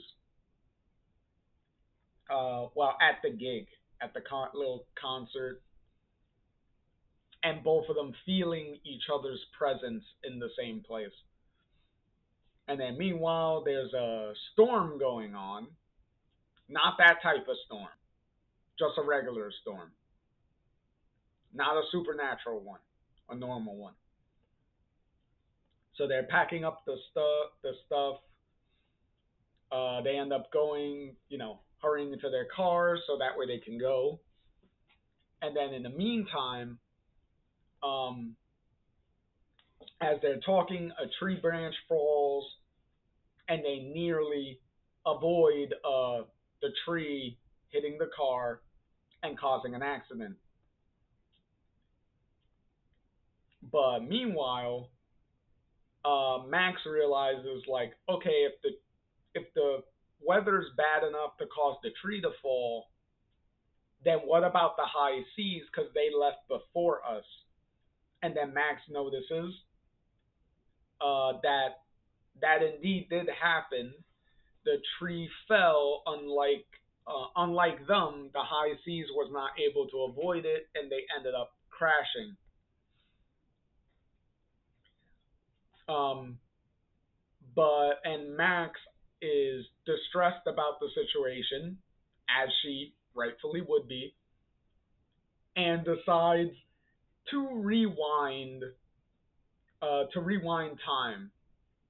And then as she's doing it, as she's rewinding, Tristan comes out of the wrecked van.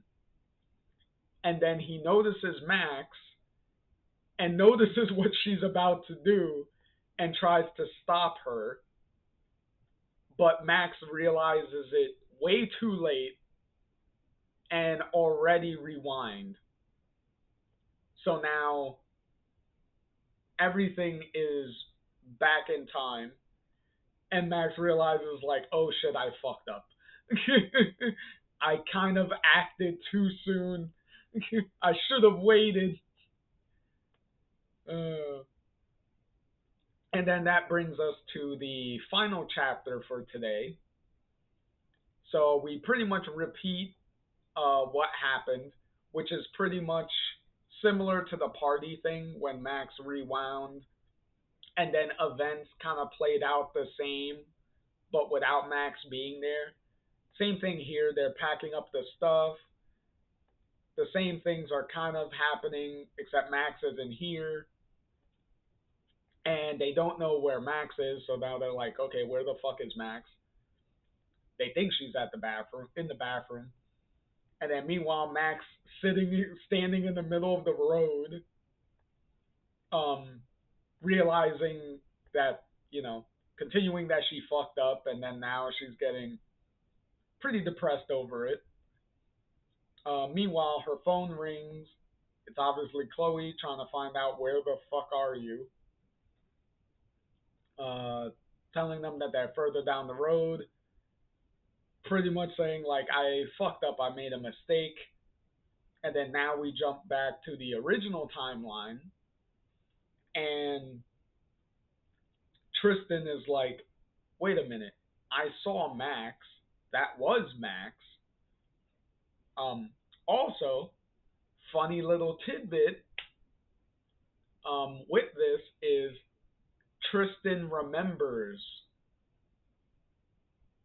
because usually when Max uses her rewind powers, everybody except her isn't supposed to remember anything that happened before she rewound. So the fact that Tristan remembers is kind of an interesting detail there. And he remembers the crash and the tree and all that stuff, so it's like, So interesting now that the people that have powers, their powers doesn't seem to 100% to further establish that their powers don't fully work on each other, pretty much. Like, yeah, Tristan was still affected by the rewind, but he still remembers everything. So, so it did. The main point of the power still worked, but Tristan's memory didn't get reset. So now Tristan is kind of having an issue here of like, what does it mean? What happened? Like, how did I even get back to the other timeline to begin with? And also, meanwhile, no one seems to notice him because he's talking to them and nobody's reacting. And then Tristan starts to realize that like nobody can see him, nobody knows what the fuck is going on. He realizes his powers are back because that's the only explanation as to why nobody knows. Um, Nobody sees him and hears him. So now, since he knows that the accident is going to happen, he's desperately trying to warn everyone, but it doesn't seem like he could interact with them either because his hand kind of goes right through Lawrence's shoulder here. Um, which also, a little side note, they picked up Lawrence because he kind of got left behind by the theater troupe. So hence why he's hitching a ride with the high seas and everybody here. So meanwhile, Tristan is still yelling, trying to get them to stop. Meanwhile, in the Rachel timeline, the tree falls. Obviously, doesn't hit anyone. Um, Rachel and Chloe meet up with Max.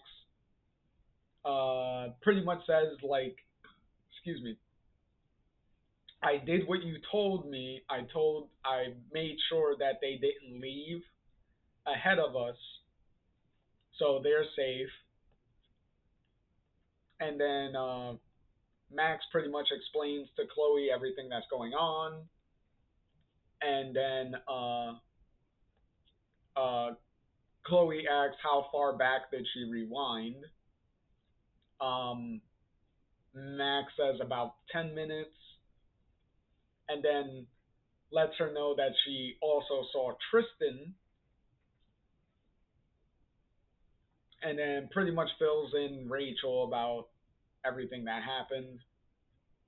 Um, doesn't really understand what's going on. She's like, maybe uh, wouldn't if he was there, if something was happening, wouldn't I feel it?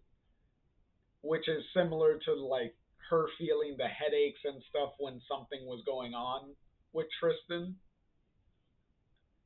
But they didn't feel anything, so it was like, Um, uh,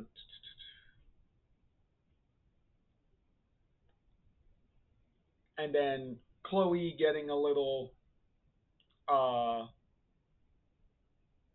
a little touchy about um, pretty much Max jumping to use her powers too quickly and not properly assessing um, the situation before um, acting with her powers, and also getting upset about having uh, moments of their time reset because she's pretty much getting upset because it's like, hey, you can't just rewind time and taking away like our moments and time that we're spending together and all that stuff without, like Chloe says, without my permission. And obviously, Max is like, oh, and then Rachel's like, wait, what do you mean?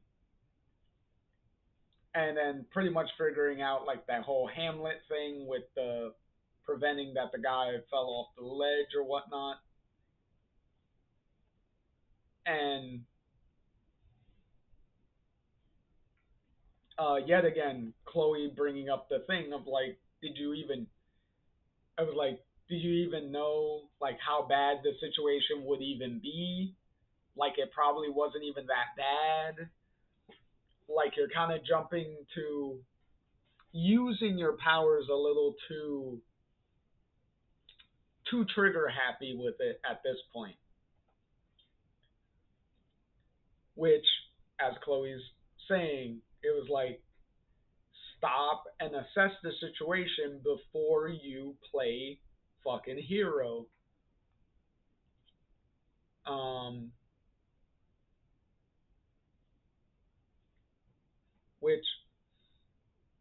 which Max is kind of getting a little too into her power because she even says it here is like, hey, I feel stronger now. I'm not having nosebleeds and everything. And yet again, Chloe being like, hey, this isn't all about you. It's not just you that you're affecting when you do all this.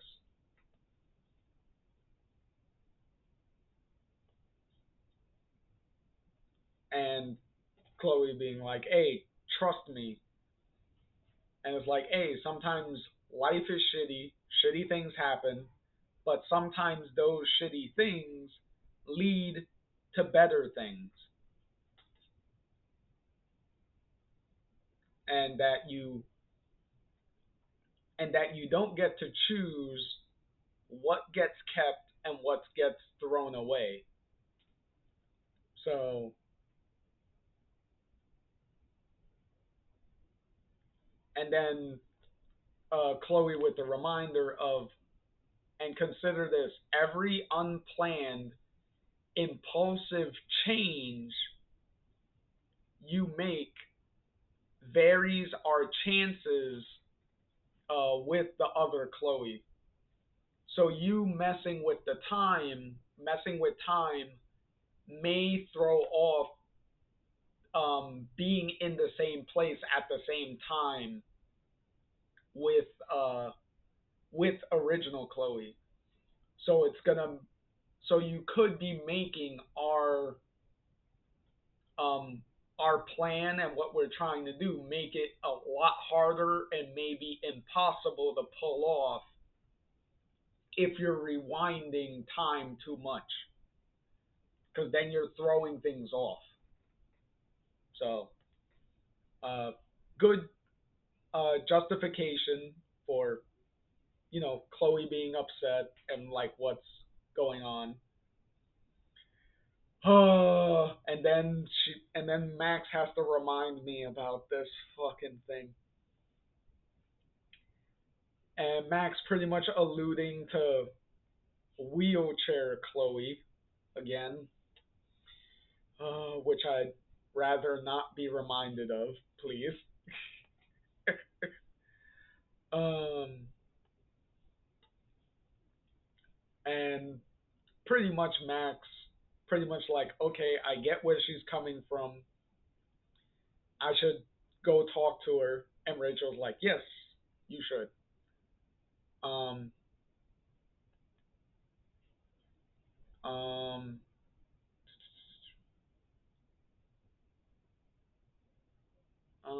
which,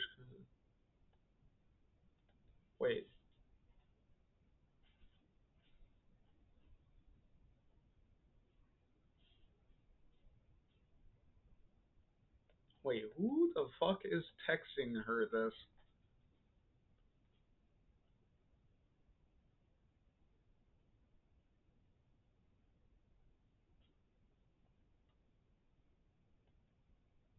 Okay, I'm kind of thrown off at who the fuck is even texting her that. Because it's about Zach, but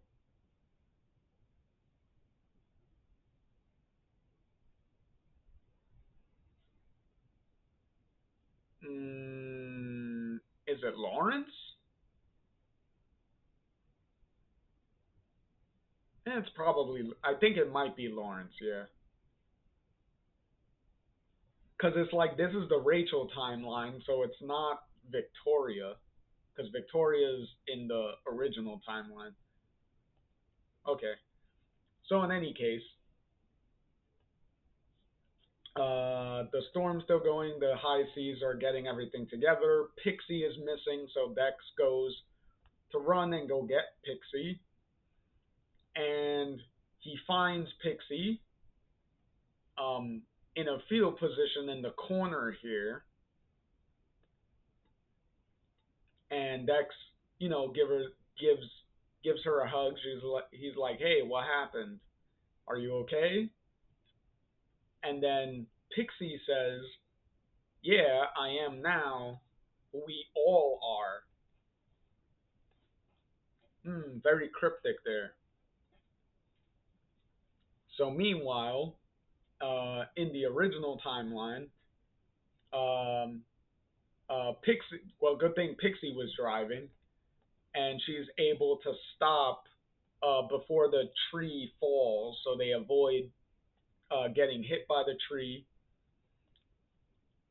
Meanwhile, Tristan is all like, people can't see me, they can't hear me. What the like? I can't. Um, Apparently, he can't turn this power off. So, in any event, uh, Chloe doesn't notice him either. But somehow, Pixie does see him, and she pretty much like reaches out her hand, looks directly at him, and says, "Hey." And then obviously Tristan is like, "What the fuck? She can see me?" And then that's pretty much where we leave it off. That's where the book four ends. So what a way to finish that. And then as always we get our little sketches of covers and everything. So that's cool. And then uh, Claudia's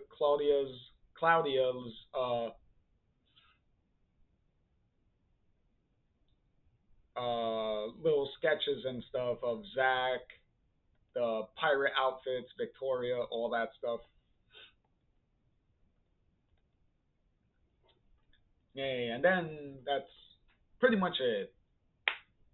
So, um, so uh, that will be a little wrap up for um for today. So we got through um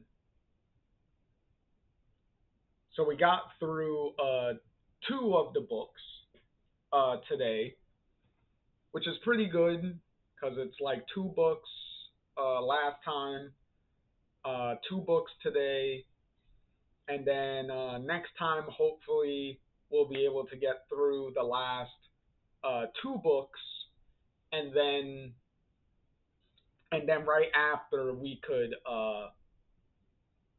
rank um, all of these lovely comic book characters and put them on and comic book versions of characters and put them on the and rank them on the list. So that should be good. And yes, try. I'm just wrapping it up here and having a good night. Hopefully, you also have a good night. And everyone, I've been as always, I've been Jr. And hopefully everybody has a good night. And and thank you all for watching. And I will catch you all in the next one. Later.